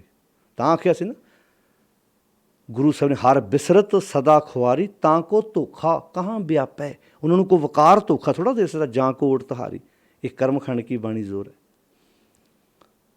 ਨਾ ਉਹ ਮਰੈ, ਨਾ ਉਹ ਆਤਮਿਕ ਤੌਰ 'ਤੇ ਮਰਦੇ ਨੇ, ਨਾ ਠਾਗੇ ਜਾਹੇ, ਅਤੇ ਨਾ ਉਹ ਕਿਸੇ ਵਕਾਰ ਹੱਥੋਂ ਠੱਗੇ ਜਾਂਦੇ ਨੇ। ਠੱਗਦਾ ਕੌਣ ਹੈ? ਕਿਸੇ ਨੂੰ ਕਾਮ ਠੱਗ ਲੈਂਦਾ ਹੈ। ਅੱਛਾ, ਬਾਹਰਲਿਆਂ ਠੱਗਾਂ ਬਾਰੇ ਤਾਂ ਬੜਾ ਰੌਲਾ ਪਾਉਂਦੇ ਵੀ ਸਾਨੂੰ ਫਲਾਣੇ ਰਿਸ਼ਤੇਦਾਰ ਨੇ ਠੱਗ ਲਿਆ, ਸਾਨੂੰ ਮੇਰਾ ਭਰਾ ਠੱਗ ਨਿਕਲਿਆ, ਮੇਰਾ ਕੁੜਮ ਠੱਗ ਨਿਕਲਿਆ, ਮੇਰਾ ਸਾਂਢੂ ਠੱਗ ਨਿਕਲਿਆ, ਮੇਰਾ ਕੋਈ ਬੌਸ ਠੱਗ ਨਿਕਲਿਆ, ਮੇਰਾ ਇੱਦਾਂ ਕਹਿੰਦੇ ਹਾਂ ਅਸੀਂ ਵੀ ਉਹ ਠੱਗ ਨਿਕਲਿਆ। ਕਦੀ ਕਿਸੇ ਨੇ ਕਿਹਾ ਲਾਲਚ ਠੱਗ ਨਿਕਲਿਆ, ਕ੍ਰੋਧ ਠੱਗ ਨਿਕਲਿਆ, ਕਾਮ ਵਾਸ਼ਨਾਵਾਂ ਠੱਗ ਨਿਕਲੀਆਂ, ਜਿਹਨੇ ਮੈਨੂੰ ਸਮਾਜ ਵਿੱਚ ਬਹਿਣ ਜੋਗਾ ਛੱਡਿਆ ਹੀ ਨਹੀਂ, ਭਰਾ ਲਾਗੇ ਬਹਿਣ ਜੋਗਾ ਛੱਡਿਆ ਹੀ ਨਹੀਂ। ਲਾਲਚ ਠੱਗ ਨਿਕਲਿਆ, ਲਾਲਚ ਨੇ ਮੈਨੂੰ ਠੱਗ ਲਿਆ, ਮੈਂ ਕੁੜਮਾਂ 'ਚ ਬਹਿਣ ਜੋਗਾ ਰਿਹਾ ਹੀ ਨਹੀਂ ਅੱਜ। ਇੱਦਾਂ ਕਿਹਾ ਕਿਸੇ ਨੇ ਕਦੀ? ਕਿਉਂਕਿ ਅਸੀਂ ਇਹਨਾਂ ਨੂੰ ਠੱਗ ਮੰਨਦੇ ਹੀ ਨਹੀਂ। ਜਿਹੜੇ ਅੰਦਰ ਇਹ ਪੰਜੇ ਤੇਰਾ ਸਮਾਨ ਲੁੱਟੀ ਜਾਂਦੇ, ਇਸ ਦੇਹੀ ਅੰਦਰ ਪੰਜ ਚੋਰ ਵਸੈ, ਕਾਮ ਕ੍ਰੋਧ ਲੋਭ ਮੋਹ ਹੰਕਾਰਾ, ਅੰਮ੍ਰਿਤ ਲੁੱਟੈ ਮਨ ਮੁਖ ਨਹੀਂ ਬੂਝੈ, ਕੋਈ ਨਾ ਸੁਣੇ ਪੁਕਾਰਾ। ਜਿਹੜੇ ਕਹਿੰਦੇ ਗੁਰਬਾਣੀ 'ਚ ਕਿਹੜਾ ਐਸਾ ਗਿਆਨ ਹੈ ਜਿਹਨੂੰ ਅਸੀਂ ਗੁਰੂ ਕਰੀਏ? ਪੜ੍ਹ ਕੇ ਵੇਖੋ। ਨਹੀਂ ਤੁਸੀਂ ਪੜ੍ਹਿਆ, ਨਹੀਂ ਸਮਝਿਆ। ਹੁਣ ਤੁਸੀਂ ਠੱਗੀਆਂ ਮਾਰੀ ਜਾਂਦੇ ਆਪਣੇ ਭਰਾਵਾਂ ਨਾਲ, ਦੋਸਤਾਂ ਮਿੱਤਰਾਂ ਨਾਲ, ਤੇ ਸਾਡਾ ਥੋੜ੍ਹਾ ਕਸੂਰ ਹੈ ਕੋਈ।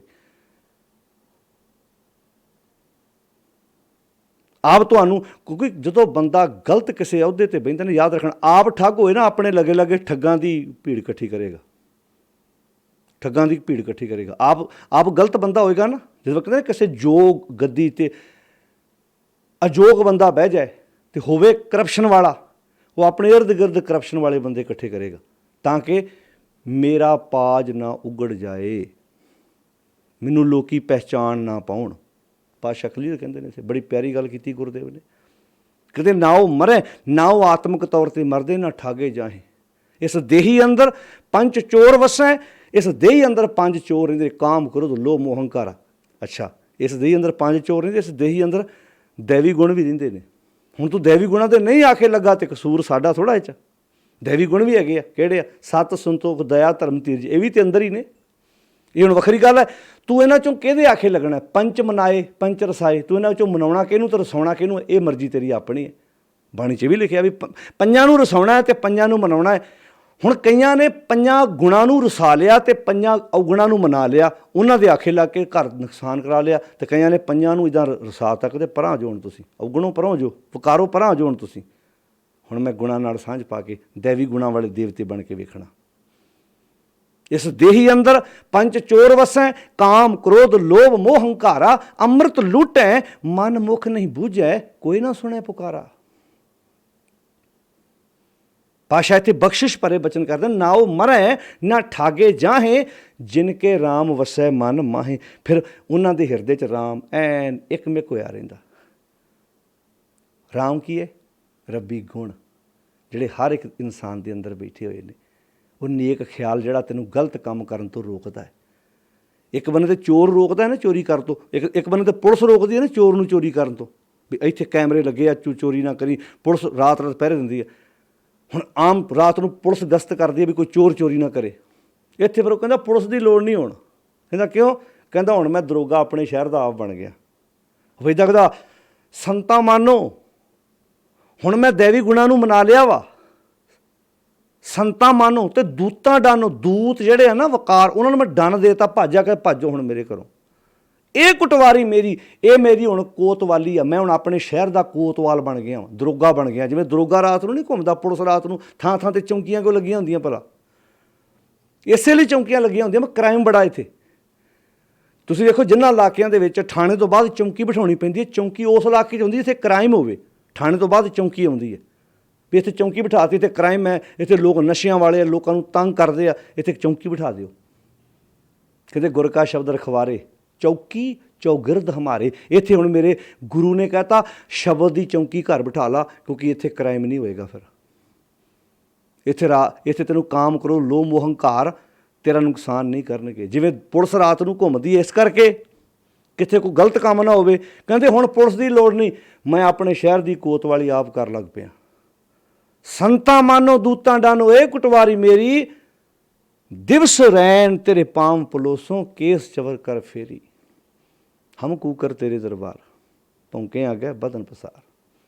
ਕਿੰਨੇ ਕਿੰਨੇ ਪਿਆਰੇ ਸ਼ਬਦ ਨੇ ਜੀ। ਇਹਨਾਂ ਸ਼ਬਦਾਂ ਨੂੰ ਸਮਝ ਕੇ ਆਪਣੇ ਜੀਵਨ 'ਚ ਲਾਗੂ ਕਰਕੇ ਵੇਖੋ, ਆਪਣੇ ਬੱਚਿਆਂ ਨਾਲ ਸਾਂਝ ਕਰਕੇ ਵੇਖੋ, ਤੁਹਾਡਾ ਸਮਾਜ ਵਧੀਆ ਬਣ ਜਾਏਗਾ, ਸੋਹਣੀ ਵਿਚਾਰ ਵਾਲੀ ਜ਼ਿੰਦਗੀ ਬਣ ਜਾਏਗੀ। ਗੁਰੂ ਸਾਹਿਬ ਨੇ ਇਹੋ ਹੀ ਤਾਂ ਅਮਰ ਦਿੱਤਾ ਸੀ, ਜਿਹੜਾ ਅਸੀਂ ਗੁਰਬਾਣੀ 'ਚੋਂ ਲੈ ਕੇ ਆਪਣੀ ਜ਼ਿੰਦਗੀ ਨੂੰ ਸਮਝਣ ਦਾ ਯਤਨ ਕਰਨਾ ਹੈ। ਤੋ ਪਾਤਸ਼ਾਹ ਬਖਸ਼ਿਸ਼ ਕਰਦੇ ਨੇ, ਜਿਨ ਕੇ ਰਾਮ ਵਸੈ ਮਨ ਮਾਹੇ, ਫਿਰ ਤਿੱਥੈ ਭਗਤ ਵਸੈ ਕਹਿ ਲੋ। ਉਸ ਅਵਸਥਾ 'ਚ ਨਾ ਫਿਰ ਸਮਝ ਆ ਜਾਂਦੀ ਹੈ ਵੀ ਕਈ ਲੋਆਂ ਦੇ ਵਿੱਚ ਕਈ ਤਰ੍ਹਾਂ ਦੇ ਭਗਤ ਵਸਦੇ ਨੇ। ਕਈ ਤਰ੍ਹਾਂ ਦੇ ਭਗਤ ਕਿੱਦਾਂ ਹੋਏ? ਫਿਰ ਜੀ ਭਗਤ ਤੇ ਆਮ ਇੱਕੋ ਹੀ ਹੁੰਦਾ। ਆਮ ਸਾਡੇ ਸਮਾਜ 'ਚ ਭਗਤ ਦੀ ਡੈਫੀਨੇਸ਼ਨ ਇੱਦਾਂ ਦੀ ਮੰਨੀ ਗਈ ਹੈ, ਜਿਹਨੇ ਸਿਮਰਨੇ ਪਾਏ ਹੋਣ, ਇੱਦਾਂ ਤਿਲਕ ਲਾਇਆ ਹੋਵੇ, ਜਾਂ ਉਹਨੇ ਕੋਈ ਆਮ ਸਾਡੇ ਸਮਾਜ 'ਚ ਜਿਹਨੇ ਧਰਮ ਦੀ ਵਰਦੀ ਪਾਈ ਹੋਵੇ, ਉਹਨੂੰ ਲੋਕ ਹੀ ਭਗਤ ਕਹਿੰਦੇ। ਪਰ ਇਸ ਕਰਮਖੰਡ ਦੀ ਬਾਣੀ ਜ਼ੋਰ ਵਿੱਚ ਨਾ, ਇਸ ਅਵਸਥਾ 'ਚ ਫਿਰ ਕਈ ਕਿਸਮ ਦੇ ਭਗਤ ਵਸਦੇ। ਕਿਹੜੇ ਕਿਹੜੇ ਭਲਾ? ਖੇਤਾਂ 'ਚ ਕੰਮ ਕਰਨ ਵਾਲਾ ਵੀ ਭਗਤ, ਸਕੂਲ 'ਚ ਪੜ੍ਹਾਉਣ ਵਾਲਾ ਵੀ ਭਗਤ, ਹੌਸਪੀਟਲ 'ਚ ਇਲਾਜ ਕਰਨ ਵਾਲਾ ਕੋਈ ਡਾਕਟਰ, ਕੋਈ ਸਾਡੀ ਨਰਸ ਭੈਣ, ਉਹ ਵੀ ਭਗਤ। ਘਰ 'ਚ ਪ੍ਰਸ਼ਾਦਾ ਪਕਾਉਣ ਵਾਲੀ, ਕੋਈ ਫੈਕਟਰੀ ਚਲਾਉਣ ਵਾਲਾ, ਲੋਕਾਂ ਦੀਆਂ ਟੁੱਟੀਆਂ ਜੁੱਤੀਆਂ ਗੰਢਣ ਵਾਲਾ ਕੋਈ ਮੋਚੀ, ਕੋਈ ਚਾਹ ਦੀ ਦੁਕਾਨ ਵਾਲਾ, ਕੋਈ ਫਰੂਟ ਦੀ ਦੁਕਾਨ ਵਾਲਾ। ਇਹਨਾਂ ਨੂੰ ਲੋਕੀ ਭਗਤਾਂ ਮੰਨਣ ਨੂੰ ਤਿਆਰ ਹੈਗੇ ਭਲਾ? ਕੋਈ ਫਰੂਟ ਦੀ ਦੁਕਾਨ ਵਾਲਾ ਹੋਵੇ, ਚਾਹ ਵਾਲੀ ਦੁਕਾਨ ਵਾਲਾ, ਉਹਨੂੰ ਕਹੇ ਇਹ ਭਗਤ ਹੈ ਜੀ। ਅੱਛਾ ਮੋਚੀ ਬੈਠਾ ਹੋਵੇ, ਉਹਨੂੰ ਕਹੇ ਭਗਤ ਹੈ ਜੀ, ਮੰਨੇਗਾ ਕੋਈ? ਪਰ ਬਾਣੀ ਕਹਿੰਦੀ ਹੈ ਹੋ ਸਕਦਾ ਉਹ ਭਗਤ ਹੋਵੇ। ਕਿਉਂ? ਹੋ ਸਕਦਾ ਉਹਦੇ ਵਿੱਚ ਉਹ ਗੁਣ ਹੋਣ, ਹੋ ਸਕਦਾ ਉਹਦੇ ਵਿੱਚ ਉਹ ਕੁਆਲਿਟੀ ਹੋਵੇ। ਆਪ ਕਈ ਬੰਦੇ ਤੁਸੀਂ ਵੇਖੇ ਨਾ ਆਟੋ ਰਿਕਸ਼ੇ ਵਾਲੇ, ਪਿੱਛੇ ਮੈਂ ਕੱਲ੍ਹ ਨਿਊਜ਼ ਪੜ੍ਹ ਰਿਹਾ ਸੀ, ਉਹ ਕਿਸੇ ਦਾ 10,000 ਰੁਪਈਆ ਆਟੋ ਦੇ ਵਿੱਚ ਰਹਿ ਗਿਆ। ਹੁਣ ਤੁਹਾਨੂੰ ਪਤਾ ਬੰਦਾ ਤੇ 10 ਰੁਪਈਆਂ ਬਦਲੇ ਕਤਲ ਕਰਨ ਨੂੰ ਤਿਆਰ ਹੋ ਜਾਂਦਾ। ਉਹ ਘਰ ਦੇ ਲੱਭ ਕੇ ਦੇ ਕੇ ਆਇਆ। ਹੁਣ ਜਿਨ੍ਹਾਂ ਦੇ ਘਰ ਲੱਭ ਕੇ ਦੇ ਕੇ ਆਇਆ, ਉਹਨਾਂ ਨੇ ਮਹਿਸੂਸ ਕੀਤਾ ਹੋਣਾ ਅਮੀਰ ਸਾਡੇ ਨਾਲੋਂ ਜ਼ਿਆਦਾ ਇਹ ਹੈ। ਕਈ ਵਾਰੀ ਜਿਨ੍ਹਾਂ ਦੇ ਪੈਸੇ ਗਵਾਚੇ ਲੱਭ ਜਾਂਦੇ ਨਾ, ਉਹ ਵੀ ਅੰਦਰੋਂ ਸੋਚਦੇ ਆ ਵੀ ਅਸੀਂ ਪਤਾ ਨਹੀਂ ਕਿੰਨਿਆਂ ਬੇਈਮਾਨੀ ਕੀਤੀ, ਪਰ ਇਹ ਬੰਦਾ ਸਾਡੇ ਤੋਂ ਕਿੰਨਾ ਅਮੀਰ ਹੈ, ਵੀ ਇੱਥੇ ਪੈਸਾ ਰੱਖ ਸਕਦਾ ਸੀ। ਅਗਲਾ ਮੁੱਕਰ ਜਾਂਦਾ ਜੀ, ਤੁਹਾਡੇ ਮੇਰੇ ਆਟੋ 'ਚ ਤੁਹਾਡਾ ਪੈਸਾ ਡਿੱਗਾ ਹੀ ਨਹੀਂ। ਬੜੇ ਬੰਦੇ ਇੱਦਾਂ ਦੇ ਬਾਹਰਲੀਆਂ ਕੰਟਰੀਆਂ 'ਚ, ਕਈ ਸਾਡੇ ਟੈਕਸੀ ਚਲਾਉਣ ਵਾਲੇ ਵੀਰਾਂ ਨੇ ਕਈ ਹਜ਼ਾਰ ਡਾਲਰ ਜਦੋਂ ਉਹਨਾਂ ਨੂੰ ਦੇ ਕੇ ਆਉਂਦੇ ਆ, ਉਹਦੇ ਨਾਲ ਕਿੱਦਾਂ ਹੁੰਦਾ ਜੀ ਵੀ ਬੰਦਾ ਅੰਦਰੋਂ ਰੱਜਿਆ ਬਈ, ਅੰਦਰੋਂ ਤ੍ਰਿਪਤ ਹੈ। ਇਹ ਗੱਲ ਕੀ ਸੀ? ਉਹਨੇ ਆਪਣੇ ਅੰਦਰ ਦੇ ਨੇਕ ਖਿਆਲ ਨਾਲ ਸਾਂਝ ਪਾ ਕੇ ਚੰਗੇ ਕੰਮ ਕੀਤੇ, ਅਤੇ ਆਪਣੇ ਆਪ ਹੀ ਰਾਹ। ਅੱਛਾ ਵੇਖੋ, ਹੁਣ ਮੈਂ ਗੱਲ ਪਹਿਲੀਆਂ ਵਿਚਾਰਾਂ ਵੀ ਸਾਂਝੀਆਂ ਕੀਤੀਆਂ ਸੀ, ਵੀ ਹੁੰਦਾ ਤੇ ਮਸ਼ਹੂਰ ਮਾੜੇ ਕੰਮ ਨਾਲ ਵੀ ਹੁੰਦਾ। ਉਹਨੇ ਨੇਕ ਕੰਮ ਕੀਤਾ, ਰਾਤੋਂ ਰਾਤ ਦਿਨ ਚੜ੍ਹਿਆ ਤੇ ਪੇਪਰਾਂ 'ਚ ਉਹਦੀ ਫੋਟੋ ਲੱਗੀ ਸੀ। ਵੀ ਇਸ ਬੰਦੇ ਨੇ ਆਪਣੇ ਨੇਕ ਖਿਆਲ ਨਾਲ ਅੰਦਰ ਬੈਠੇ ਉਸ ਸੱਚ ਨਾਲ ਸਾਂਝ ਪਾ ਕੇ ਜਦੋਂ ਇਮਾਨਦਾਰੀ ਵਾਲਾ ਕਰਮ ਕੀਤਾ, ਰਾਤੋਂ ਦਿਨ ਨਹੀਂ ਚੜ੍ਹਿਆ ਤੇ ਦੁਨੀਆ ਜਾਣ ਗਈ ਉਹਨੂੰ। ਤੇ ਗਲਤ ਕੰਮ ਕਰਕੇ, ਬੁਰੇ ਖਿਆਲ ਦੇ ਪਿੱਛੇ ਲਾ ਕੇ ਮਾੜਾ ਕੰਮ ਕੀਤਾ, ਪੇਪਰਾਂ 'ਚ ਫਿਰ ਵੀ ਫੋਟੋ ਆ ਗਈ। ਬਦਨਾਮੀ ਨਾਲ, ਮਸ਼ਹੂਰੀ ਬਦਨਾਮੀ ਨਾਲ ਵੀ ਹੁੰਦੀ ਹੈ ਅਤੇ ਮਸ਼ਹੂਰੀ ਚੰਗਿਆਈ ਨਾਲ ਵੀ ਹੁੰਦੀ ਹੈ। ਇਹ ਫੈਸਲਾ ਹੁਣ ਬੰਦਿਆ ਤੇਰਾ ਆਪਣਾ ਹੈ। ਤੋ ਪਾਤਸ਼ਾਹ ਕਹਿੰਦੇ ਇਸ ਅਵਸਥਾ 'ਚ ਫਿਰ ਕਈ ਕਿਸਮ ਦੇ ਭਗਤ ਵਸਦੇ ਨੇ। ਕਿਹੜੇ ਭਗਤ? ਭਗਤਾਂ ਕੀ ਚਾਲ ਨਿਰਾਲੀ, ਚਾਲਾਂ ਨਿਰਾਲੀ ਭਗਤਾਂ ਕੇਰੀ, ਬਿਖਮ ਮਾਰਗ ਚੱਲਣਾ, ਲੱਭ ਲੋਭ ਅਹੰਕਾਰ ਤਜ ਤ੍ਰਿਸ਼ਨਾ, ਬਹੁਤ ਨਾ ਹੀ ਬੋਲਣਾ। ਕਿਹੜਾ ਲੱਭ ਹੈ? ਜਿਹੜਾ ਬਿਖਮ ਮਾਰਗ 'ਤੇ ਤੁਰਦਾ ਹੈ। ਤੋ ਭਗਤ ਕੋਈ ਵੀ ਹੋ ਸਕਦਾ ਹੈ। ਹਲ ਵਾਹੁਣ ਵਾਲਾ ਭਗਤ ਹੋ ਸਕਦਾ ਹੈ, ਬੱਸ ਚਲਾਉਣ ਵਾਲਾ ਭਗਤ ਹੋ ਸਕਦਾ ਹੈ। ਭਗਤ ਕਈ ਕਿਸਮ ਦੇ। ਭਗਤ ਧੰਨਾ ਜੀ ਖੇਤਾਂ 'ਚ ਹਾਲੀ ਵਾਹੁੰਦੇ ਸੀ ਨਾ, ਉਹ ਕੋਈ ਸਿਮਰਨਾ ਥੋੜ੍ਹਾ ਪੜ੍ਹ ਕੇ ਬੈਠੇ ਸੀ। ਟੁੱਟੀਆਂ ਜੁੱਤੀਆਂ ਗੰਢਣ ਵਾਲੇ ਭਗਤ ਰਵਿਦਾਸ ਜੀ, ਬੁੱਤੀਆਂ ਕਰਨ ਵਾਲੇ ਭਗਤ ਸੈਣ ਜੀ, ਵਿਆਹਾਂ ਸ਼ਾਦੀਆਂ 'ਤੇ ਸੁਨੇਹਾ ਦੇਣ ਵਾਲੇ ਭਗਤ ਸੈਣ ਜੀ। ਤੋ ਕਰਮਖੰਡ ਕੀ ਬਾਣੀ ਜ਼ੋਰ। ਫਿਰ ਪਾਤਸ਼ਾਹ ਕਹਿੰਦੇ ਤਿੱਥੇ ਭਗਤ ਵਸੈ ਕੇ ਲੋ, ਫਿਰ ਕਹਿੰਦੇ ਕਰੇ ਆਨੰਦ। ਉਹਨਾਂ ਦਾ ਜੀਵਨ ਆਨੰਦ ਨਾਲ ਭਰਿਆ ਰਹਿੰਦਾ ਹੈ। ਸੱਚਾ ਮਨ ਸੋਏ, ਕਿਉਂਕਿ ਮਨ ਵਿੱਚ ਸੱਚ ਵਸਦਾ ਹੈ ਨਾ, ਸੱਚੇ ਨੇਕ ਖਿਆਲਾਂ ਮੁਤਾਬਕ ਜ਼ਿੰਦਗੀ ਜਿਉਂਦੇ ਨੇ। ਫਿਰ ਅੱਗੇ ਬਖਸ਼ਿਸ਼ ਕਰਦੇ ਨੇ, ਕਹਿੰਦੇ ਸੱਚਖੰਡ ਵਸੈ ਨਿਰੰਕਾਰ। ਹੁਣ ਕਰਮਖੰਡ ਤੋਂ ਬਾਅਦ ਅੱਗੇ ਸੱਚਖੰਡ ਵਾਲਾ ਪੜਾਅ ਆ ਗਿਆ। ਇੱਥੇ ਫਿਰ ਸੱਚਖੰਡ ਵਸੈ ਨਿਰੰਕਾਰ। ਉਸ ਖੰਡ ਵਿੱਚ ਫਿਰ ਨਿਰੰਕਾਰ ਹੀ ਵਸਦਾ। ਫਿਰ ਹੁਣ ਇੱਥੇ ਸੱਚਖੰਡ, ਹੁਣ ਵੇਖੋ ਧਰਮਖੰਡ ਵੀ ਇੱਥੇ, ਗਿਆਨ ਖੰਡ ਸਮਝ ਆ ਗਈ, ਉਦਮ ਕੀਤਾ ਸੁਰਤ ਮਤ ਘੜੀ ਗਈ, ਬਖਸ਼ਿਸ਼ ਆਹ ਰੂਪ ਬਣ ਗਿਆ। ਅਤੇ ਸੱਚਖੰਡ ਫਿਰ ਕਿੱਥੇ ਹੋਇਆ ਹੁਣ? ਹੁਣ ਤੁਸੀਂ ਵੇਖਿਆ ਹੋਏਗਾ ਕਈਆਂ ਨੇ ਨਾ ਆਪਣੇ ਗੁਰਦੁਆਰੇ ਜਿੱਥੇ ਰਾਤ ਨੂੰ ਮਹਾਰਾਜ ਦੇ ਸਰੂਪ ਦੀ ਸੇਵਾ ਕੀਤੀ ਜਾਂਦੀ, ਉੱਥੇ ਕੀ ਲਿਖਿਆ ਹੁੰਦਾ ਭਲਾ ਜੀ? ਸੱਚਖੰਡ ਵਸੈ ਨਿਰੰਕਾਰ। ਕਈ ਸਾਡੇ ਗ੍ਰੰਥੀ ਸਿੰਘ ਅਰਦਾਸ ਵੀ ਇੱਦਾਂ ਜਦੋਂ ਸ਼ਾਮ ਨੂੰ ਮਹਾਰਾਜ ਦੇ ਸਰੂਪ ਦੀ ਸੇਵਾ ਕਰਨਗੇ ਨਾ, ਮਹਾਰਾਜ ਜੀ ਹੁਣ ਤੁਹਾਡਾ ਸੁੱਖ ਆਸਣ ਕੀਤਾ ਗਿਆ ਹੈ, ਆਪ ਜੀ ਸੱਚਖੰਡ ਵਿੱਚ ਬਿਰਾਜਮਾਨ ਹੋ। ਅਤੇ ਜੇ ਕੋਈ ਉਹਨਾਂ ਨੂੰ ਪੁੱਛੇ ਵੀ ਸਵੇਰ ਦਾ ਮਹਾਰਾਜ ਦਾ ਪ੍ਰਕਾਸ਼ ਕੀਤਾ, ਇਹ ਸੱਚਖੰਡ ਨਹੀਂ ਸੀ? ਅੱਛਾ, ਹੁਣ ਸੱਚਖੰਡ ਤੁਸੀਂ ਇੱਕ ਕਮਰੇ ਨੂੰ ਕਹਿੰਦੇ ਜੀ, ਅਤੇ ਅੱਜ ਤੇ ਪ੍ਰਕਾਸ਼ ਕੀਤਾ, ਇਹ ਖੰਡ ਕਿਹੜਾ ਸੀ? ਫਿਰ ਬਾਣੀ ਤਾਂ ਇਹਨੂੰ ਖੰਡ ਕਹਿੰਦੀ ਹੈ। ਅਸੀਂ ਸਾਨੂੰ ਵੀ ਪਤਾ ਸੀ ਨਾ ਅਸਲ 'ਚ ਵੀ ਅਸੀਂ ਇਹਨੂੰ ਸੱਚਖੰਡ ਬਣਾਉਣਾ ਔਖਾ ਲੱਗਦਾ। ਕਮਰੇ ਦੇ ਬਾਹਰ ਸੱਚਖੰਡ ਲਿਖਣ ਨੂੰ ਕੀ ਹੈ? ਉਹਦੇ 4 ਅੱਖਰ ਹੀ ਲਿਖਣੇ ਨੇ। ਤੋ ਬਾਬਿਆਂ ਦੇ ਪੋਸਟਰਾਂ 'ਤੇ ਵੀ ਤੁਸੀਂ ਪੜ੍ਹਿਆ ਹੋਣਾ, ਸੱਚਖੰਡ ਵਾਸੀ ਬ੍ਰਹਮ ਗਿਆਨੀ ਫਲਾਣਾ ਫਲਾਣਾ ਫਲਾਣਾ। ਮਰਨ ਤੋਂ ਬਾਅਦ ਅਸੀਂ ਸੱਚਖੰਡ ਵਾਸੀ ਨਹੀਂ ਬਣਨਾ। ਕੱਪੜੇ ਦੀ ਦੁਕਾਨ ਹੈ, ਦੁਕਾਨ 'ਤੇ ਬੈਠਿਆਂ ਸੱਚਖੰਡ ਹੀ ਵਾਸੀ ਬਣ। ਤੇਰੀ ਫਰੂਟ ਦੀ ਦੁਕਾਨ ਹੈ, ਤੂੰ ਦੁਕਾਨ 'ਤੇ ਬੈਠਿਆਂ ਸੱਚਖੰਡ ਵਾਸੀ ਬਣ। ਤੂੰ ਸਕੂਲ 'ਚ ਪੜ੍ਹਾ ਰਿਹਾ ਹੈ, ਤੂੰ ਪੜ੍ਹਾ ਰਹੀ ਹੈ, ਤੂੰ ਹੌਸਪੀਟਲ 'ਚ ਹੈ, ਤੂੰ ਡਾਕਟਰ ਹੈ, ਤੂੰ ਨਰਸ ਹੈ, ਤੂੰ ਆਪਣਾ ਕੋਈ ਵੀ ਕਿੱਤਾ ਕਰਦਾ ਹੈ, ਅਸੀਂ ਜਿਉਂਦੇ ਜੀ ਸੱਚਖੰਡ ਵਾਸੀ ਬਣਨਾ ਹੈ। ਇੱਦਾਂ ਜੇ ਆਪਾਂ ਕਿਸੇ ਬੰਦੇ ਨੂੰ ਕਹਿ ਦਈਏ ਮਹਾਰਾਜ ਤੈਨੂੰ ਸੱਚਖੰਡ 'ਚ ਤੇਰਾ ਨਿਵਾਸ ਕਰੇ, ਤੇ ਗੁੱਸਾ ਕਰਨਾ ਨਾ ਬੰਦੇ ਨੇ। ਅਤੇ ਅਜੇ ਉੱਦਾਂ ਕਰਕੇ ਮੈਂ ਜਪਜੀ ਸਾਹਿਬ ਦੇ 5 ਪਾਠ ਰੋਜ਼ ਕਰਦਾ, ਅਤੇ ਇਹ ਤਾਂ ਖੁਸ਼ੀ ਵਾਲੀ ਗੱਲ ਹੈ। ਜੇ ਤੁਹਾਨੂੰ ਕੋਈ ਕਹਿ ਮਹਾਰਾਜ ਤੇਰਾ ਸੱਚਖੰਡ 'ਚ ਨਿਵਾਸ ਕਰੇ, ਤੈਨੂੰ ਮਹਾਰਾਜ ਸੱਚਖੰਡ ਤੇਰਾ ਵਾਸਾ ਹੋਵੇ, ਇਹ ਤਾਂ ਵਧੀਆ ਗੱਲ ਹੈ। ਸਗੋਂ ਵੀ ਮੈਂ ਉਸ ਅਵਸਥਾ 'ਚ ਪਹੁੰਚਾਂ ਜਿੱਥੇ ਭਗਤ ਕਬੀਰ ਜੀ ਨੇ ਉਸ ਅਵਸਥਾ ਦੀ ਵਿਆਖਿਆ ਇੱਦਾਂ ਕੀਤੀ ਹੈ। ਭਗਤ ਕਬੀਰ ਜੀ ਉਸ ਅਵਸਥਾ ਨੂੰ ਇੱਦਾਂ ਬਿਆਨ ਕਰਦੇ ਆ। ਕੀ ਕਹਿੰਦੇ ਨੇ ਭਗਤ ਕਬੀਰ ਜੀ ਭਲਾ? ਕਹਿੰਦੇ ਨੇ ਗਗਨ ਨਗਰ ਇੱਕ ਬੂੰਦ ਨਾ ਬਰਖੈ। ਗਗਨ ਨਗਰ ਇੱਕ ਬੂੰਦ ਨਾ ਬਰਖੈ। ਅੱਛਾ, ਸਭ ਤੋਂ ਉੱਚਾ ਗਗਨ ਹੈ, ਅਤੇ ਸਾਡੀ ਬੋਡੀ ਸਭ ਤੋਂ ਉੱਚਾ ਸਾਡਾ ਦਿਮਾਗ ਹੈ, ਇਹਨੂੰ ਗਗਨ ਆਖਿਆ ਬਾਣੀ 'ਚ। ਕਹਿੰਦੇ ਇਸ ਗਗਨ 'ਚ ਨਾ ਹੁਣ ਇੱਕ ਮਾੜਾ ਖਿਆਲ ਨਹੀਂ ਆ ਰਿਹਾ। ਗਗਨ ਨਗਰ ਇੱਕ ਬੂੰਦ ਨਾ ਬਰਖੈ। ਇਸ ਗਗਨ ਨਗਰ ਵਿੱਚ ਇੱਕ ਵੀ ਮਾੜਾ ਖਿਆਲ ਨਹੀਂ ਆ ਰਿਹਾ। ਨਾਦ ਕਹਾਂ ਜੋ ਸਮਾਨਾ। ਹੁਣ ਉਹਦਾ ਨਾਦ ਅੰਦਰ ਸੰਗੀਤ ਵੱਜਦਾ ਸੀ ਵਿਸ਼ਿਆਂ ਵਕਾਰਾਂ ਦਾ, ਕਿੱਥੇ ਚਲਾ ਗਿਆ? ਕਹਿੰਦੇ ਪਾਰ ਬ੍ਰਹਮ ਪਰਮੇਸ਼ਰ ਮਾਧੋ ਪਰਮਹੰਸ ਲੈ ਸਦਾਨਾ। ਉਹ ਪਰਮੇਸ਼ਰ ਦੇ ਉਹਦੇ ਪ੍ਰਭਾਵ ਦੇ ਸਾਹਮਣੇ ਇਹਨਾਂ ਵਕਾਰਾਂ ਦਾ ਕੀ ਪ੍ਰਭਾਵ ਪੈਣਾ ਸੀ, ਉਹ ਪਤਾ ਨਹੀਂ ਕਿੱਥੇ ਚਲੇ ਗਿਆ। ਹੁਣ ਵਕਾਰ ਬਾਬਾ ਬੋਲਤੇ ਤੇ ਕਹਾਂ ਗਏ। ਬਾਬਾ ਜੀ ਹੇ ਭਾਈ, ਉਹਦੇ ਵਿਸ਼ੇ ਵਕਾਰਾਂ ਦਾ ਅੰਦਰ ਬੋਲ ਬੜਾ ਸੀ, ਕਿੱਥੇ ਚਲੇ ਗਏ? ਬਾਬਾ ਬੋਲਤੇ ਤੇ ਕਹਾਂ ਗਏ, ਦੇਹੀ ਕੇ ਸੰਗ ਰਹਤੇ। ਜਿਹੜੇ ਦੇਹੀ ਦੇ ਨਾਲ ਤੁਰੇ ਫਿਰਦੇ ਸੀ। ਸੁਰਤ ਮਾਹੇ ਜੋ ਨਿਰਤੇ ਕਰਤੇ ਕਥਾ ਵਾਰਤਾ ਕਹਤੇ। ਜਿਹੜੇ ਸੁਰਤ ਵਿੱਚ ਨਿਰਤ ਕਰਦੇ ਸੀ, ਕਥਾ ਵਾਰਤਾ ਕਹਤੇ, ਉਹ ਕਿੱਥੇ ਚਲੇ ਗਏ? ਅਤੇ ਅਸੀਂ ਇਹ ਸ਼ਬਦ ਪਤਾ ਕਿੱਥੇ ਲਾਇਆ? ਡੈਡ ਬੋਡੀ ਦੇ ਲਾਗੇ ਪੜ੍ਹਿਆ, ਬਾਬਾ ਬੋਲਤੇ ਤੇ ਕਹਾਂ ਗਏ, ਬਾਬਾ ਬੋਲਤੇ ਤੇ ਕਹਾਂ ਗਏ, ਦੇਹੀ ਕੇ ਸੰਗ ਰਹਤੇ। ਸਾਨੂੰ ਇੰਝ ਲੱਗਣ ਲੱਗ ਪਿਆ ਵੀ ਸ਼ਾਇਦ ਜਿਹੜਾ ਬੰਦਾ ਚੜ੍ਹਾਈ ਕੀਤਾ, ਇਹ ਗੱਲ ਇਹਦੇ ਪ੍ਰਤੀ ਹੋ ਰਹੀ ਆ ਵੀ ਜਿਹੜਾ ਕੱਲ੍ਹ ਪਾਪਾ ਜੀ ਬੋਲਦੇ ਸੀ, ਬੀਬੀ ਜੀ ਕੱਲ੍ਹ ਬੋਲਦੇ ਸੀ, ਅੱਜ ਪਤਾ ਨਹੀਂ ਕਿੱਥੇ ਚਲੇ ਗਏ। ਇਹ ਸ਼ਬਦ ਜਿਉਂਦੇ ਬੰਦੇ ਲਈ ਹੈ। ਜਿਹੜੇ ਅੰਦਰ ਵਕਾਰ ਬੋਲਦੇ ਸੀ, ਜਿਹੜੇ ਮੈਨੂੰ ਸੱਚਖੰਡ 'ਚ ਵਾਸਾ ਨਹੀਂ ਸੀ ਕਰਨ ਦਿੰਦੇ, ਉਹ ਕਿੱਥੇ ਚਲੇ ਗਏ? ਬਾਬਾ ਬੋਲ ਤੇ ਹੁਣ ਇਹਨਾਂ ਸ਼ਬਦਾਂ ਦੀਆਂ ਕੋਤਰੀਆਂ ਹੋਈ ਜਾਂਦੀਆਂ, ਇਹਨਾਂ ਸ਼ਬਦਾਂ ਦੇ ਸੰਪਟ ਪਾਠ ਲੱਗੀ ਜਾਂਦੇ, ਕੰਮ ਸੌਖਾ। ਤੋ ਜਿਉਂਦੇ ਜੀ ਸੱਚਖੰਡ ਵਾਸੀ ਬਣਨਾ। ਸੱਚਖੰਡ ਵਸੇ ਨਿਰੰਕਾਰ, ਸੱਚਖੰਡ ਉਸ ਖੰਡ ਵਿੱਚ ਫਿਰ ਨਿਰੰਕਾਰ ਹੀ ਵਸਦਾ, ਫਿਰ ਉਸ ਅਵਸਥਾ 'ਚ ਨਿਰੰਕਾਰ ਹੀ ਵਸਦਾ। ਫਿਰ ਇਹੋ ਜਿਹਾ ਬੰਦਾ ਬੇਈਮਾਨੀ ਕਰੂ, ਉਹ ਤਾਂ ਫਿਰ ਇੱਦਾਂ ਮਾਣ ਲੱਗਦਾ, ਹਾਂ ਪੂਤ ਤੇਰਾ ਤੂੰ ਬਾਪ ਮੇਰਾ, ਏਕੇ ਠਾਹਰ ਦੋਹਾਂ ਬਸੇਰਾ। ਹੁਣ ਤੂੰ ਤੇ ਮੈਂ ਇੱਕੇ ਥਾਂ ਹੀ ਰਹਿਣ ਲੱਗ ਪਏ। ਚੰਗਾ ਖਿਆਲ, ਅੱਜ ਤੱਕ ਕੋਈ ਰੱਬੀ ਗੁਣ, ਉਹ ਵੀ ਉੱਥੇ ਰਹਿਣ ਲੱਗ ਪਏ ਅਤੇ ਮੈਂ ਵੀ ਉੱਥੇ ਰਹਿਣ ਲੱਗ ਪਿਆ, ਅਤੇ ਬੰਦਾ ਦੇਵਤਾ ਬਣ ਗਿਆ। ਅੱਗੇ ਦੂਰੀ ਸੀ, ਗੁਣਾਂ ਨਾਲੋਂ ਦੂਰੀ ਬਣਾਈ ਬੈਠੀ ਸੀ, ਔਗੁਣਾਂ ਨਾਲ ਸਾਂਝ ਪਾਈ ਸੀ। ਰਾਜਾ ਬਾਲਕ ਨਗਰੀ ਕਾਚੀ, ਦੁਸ਼ਟਾਂ ਨਾਲ ਪਿਆਰੋ, ਦੁਸ਼ਮਣਾਂ ਨਾਲ ਪਿਆਰ ਪਾ ਕੇ ਬੈਠਾ ਸੀ। ਹੁਣ ਮਾਣ ਨਾ ਕਹਿਣ ਲੱਗ ਪਿਆ, ਹਾਂ ਪੂਤ ਤੇਰਾ, ਮੈਂ ਤੇਰਾ ਪੁੱਤਰ ਵਾਂ, ਤੂੰ ਬਾਪ ਮੇਰਾ, ਏਕੇ ਠਾਰ ਦੋਵਾਂ ਬਸੇਰਾ। ਹੁਣ ਆਪਣਾ ਦੋਵਾਂ ਪਿਓ ਪੁੱਤਰਾਂ ਦਾ ਇੱਕੇ ਥਾਂ 'ਤੇ ਵਾਸਾ ਹੋ ਗਿਆ। ਹਾਂ ਪੁੱਤ ਤੇਰਾ ਤੂੰ ਬਾਪ ਮੇਰਾ, ਏਕੇ ਠਾਰ ਦੋਵਾਂ ਬਸੇਰਾ, ਕਹੋ ਕਬੀਰ ਜਾਨੇ ਕੋ ਬੁਝਿਆ। ਹੁਣ ਕਬੀਰ ਜੀ ਕਹਿੰਦੇ ਨੇ, ਹੁਣ ਜਨ ਨੇ ਇੱਕ ਨਾਲ ਸਾਂਝ ਪਾ ਲਈ।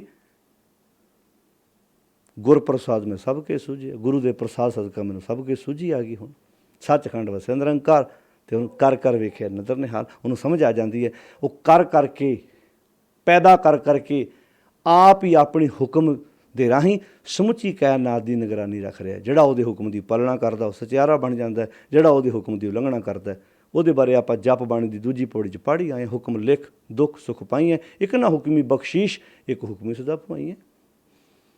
ਕਰ ਕਰ ਵੇਖੇ ਨਦਰ ਨਿਹਾਲ, ਤਿੱਥੇ ਖੰਡ ਮੰਡਲ ਵਰ ਪੰਡ। ਫਿਰ ਉਸ ਅਵਸਥਾ ਜਾ ਕੇ ਉਹਨੂੰ ਸਮਝ ਆ ਜਾਂਦੀ ਹੈ, ਖੰਡ ਮੰਡਲ ਵਰ ਪੰਡ, ਹਰ ਥਾਂ 'ਤੇ ਉਹ ਆਪ ਵਿਆਪਕ ਹੈ। ਕੋਈ ਥਾਂ ਹੈ ਨਹੀਂ, ਜਲ ਥਲ ਮਹੀਲ ਪੂਰਿਆ ਰਵਿਆਂ ਵਿੱਚ ਬਣਾ। ਕਿਤੇ ਜੇ ਕੋਈ ਕਥੇ ਤਾਂ ਅੰਤ, ਅਤੇ ਜੇ ਕੋਈ ਇਸ ਰਾਹ ਤੁਰ ਪਵੇ ਕਿ ਮੈਂ ਤਾਂ ਹੁਣ ਅੰਤ ਪਾ ਕੇ ਵੇਖਣਾ, ਕਹਿੰਦੇ ਇਹ ਤਾਂ ਫਿਰ ਲੋਹਾ ਚੱਬਣ ਵਾਲੀ ਗੱਲ ਹੀ ਹੈ। ਫਿਰ ਲੋਹਾ ਚੱਬਿਆ ਨਹੀਂ ਜਾਣਾ, ਨਾ ਤੇਰੇ ਕੋਲ ਅੰਤ ਪੈਣਾ। ਜੇ ਕੋ ਕਥੇ ਤਾਂ ਅੰਤ ਅਨੰਤ, ਤਿੱਥੇ ਲੋ ਲੋ ਆਕਾਰ। ਉਸ ਅਵਸਥਾ ਜਾ ਕੇ ਸੱਚਖੰਡ ਵਾਲੀ 'ਚ ਫਿਰ ਉਹਨੂੰ ਹਰ ਆਕਾਰ ਵਿੱਚ, ਹਰ ਲੋਚ ਲੋ ਲੋ ਆਕਾਰ, ਆਕਾਰ ਮੀਨ ਉਹਨੂੰ ਹਰ ਥਾਂ 'ਤੇ ਉਹ ਮਹਿਸੂਸ ਹੁੰਦਾ ਹੈ। ਫਿਰ ਤਾਂ ਹੀ ਤਾਂ ਉਹ ਸੱਤ ਨਾਮ ਹੈ, ਹੋਂਦ ਵਾਲਾ ਹੈ, ਸਦੀਵ ਹੋਂਦ ਵਾਲਾ ਹੈ। ਮਹਿਸੂਸ ਹੁੰਦਾ ਵੀ ਉਹ ਮੇਰੇ ਨਾਲ ਹੈ, ਹਰ ਵਕਤ ਮੇਰੇ ਕੋਲ ਹੈ, ਮੈਨੂੰ ਮਹਿਸੂਸ ਕਰਦਾ। ਤੋ ਗੁਰਦੇਵ ਬਖਸ਼ਿਸ਼ ਕਰਦੇ ਨੇ।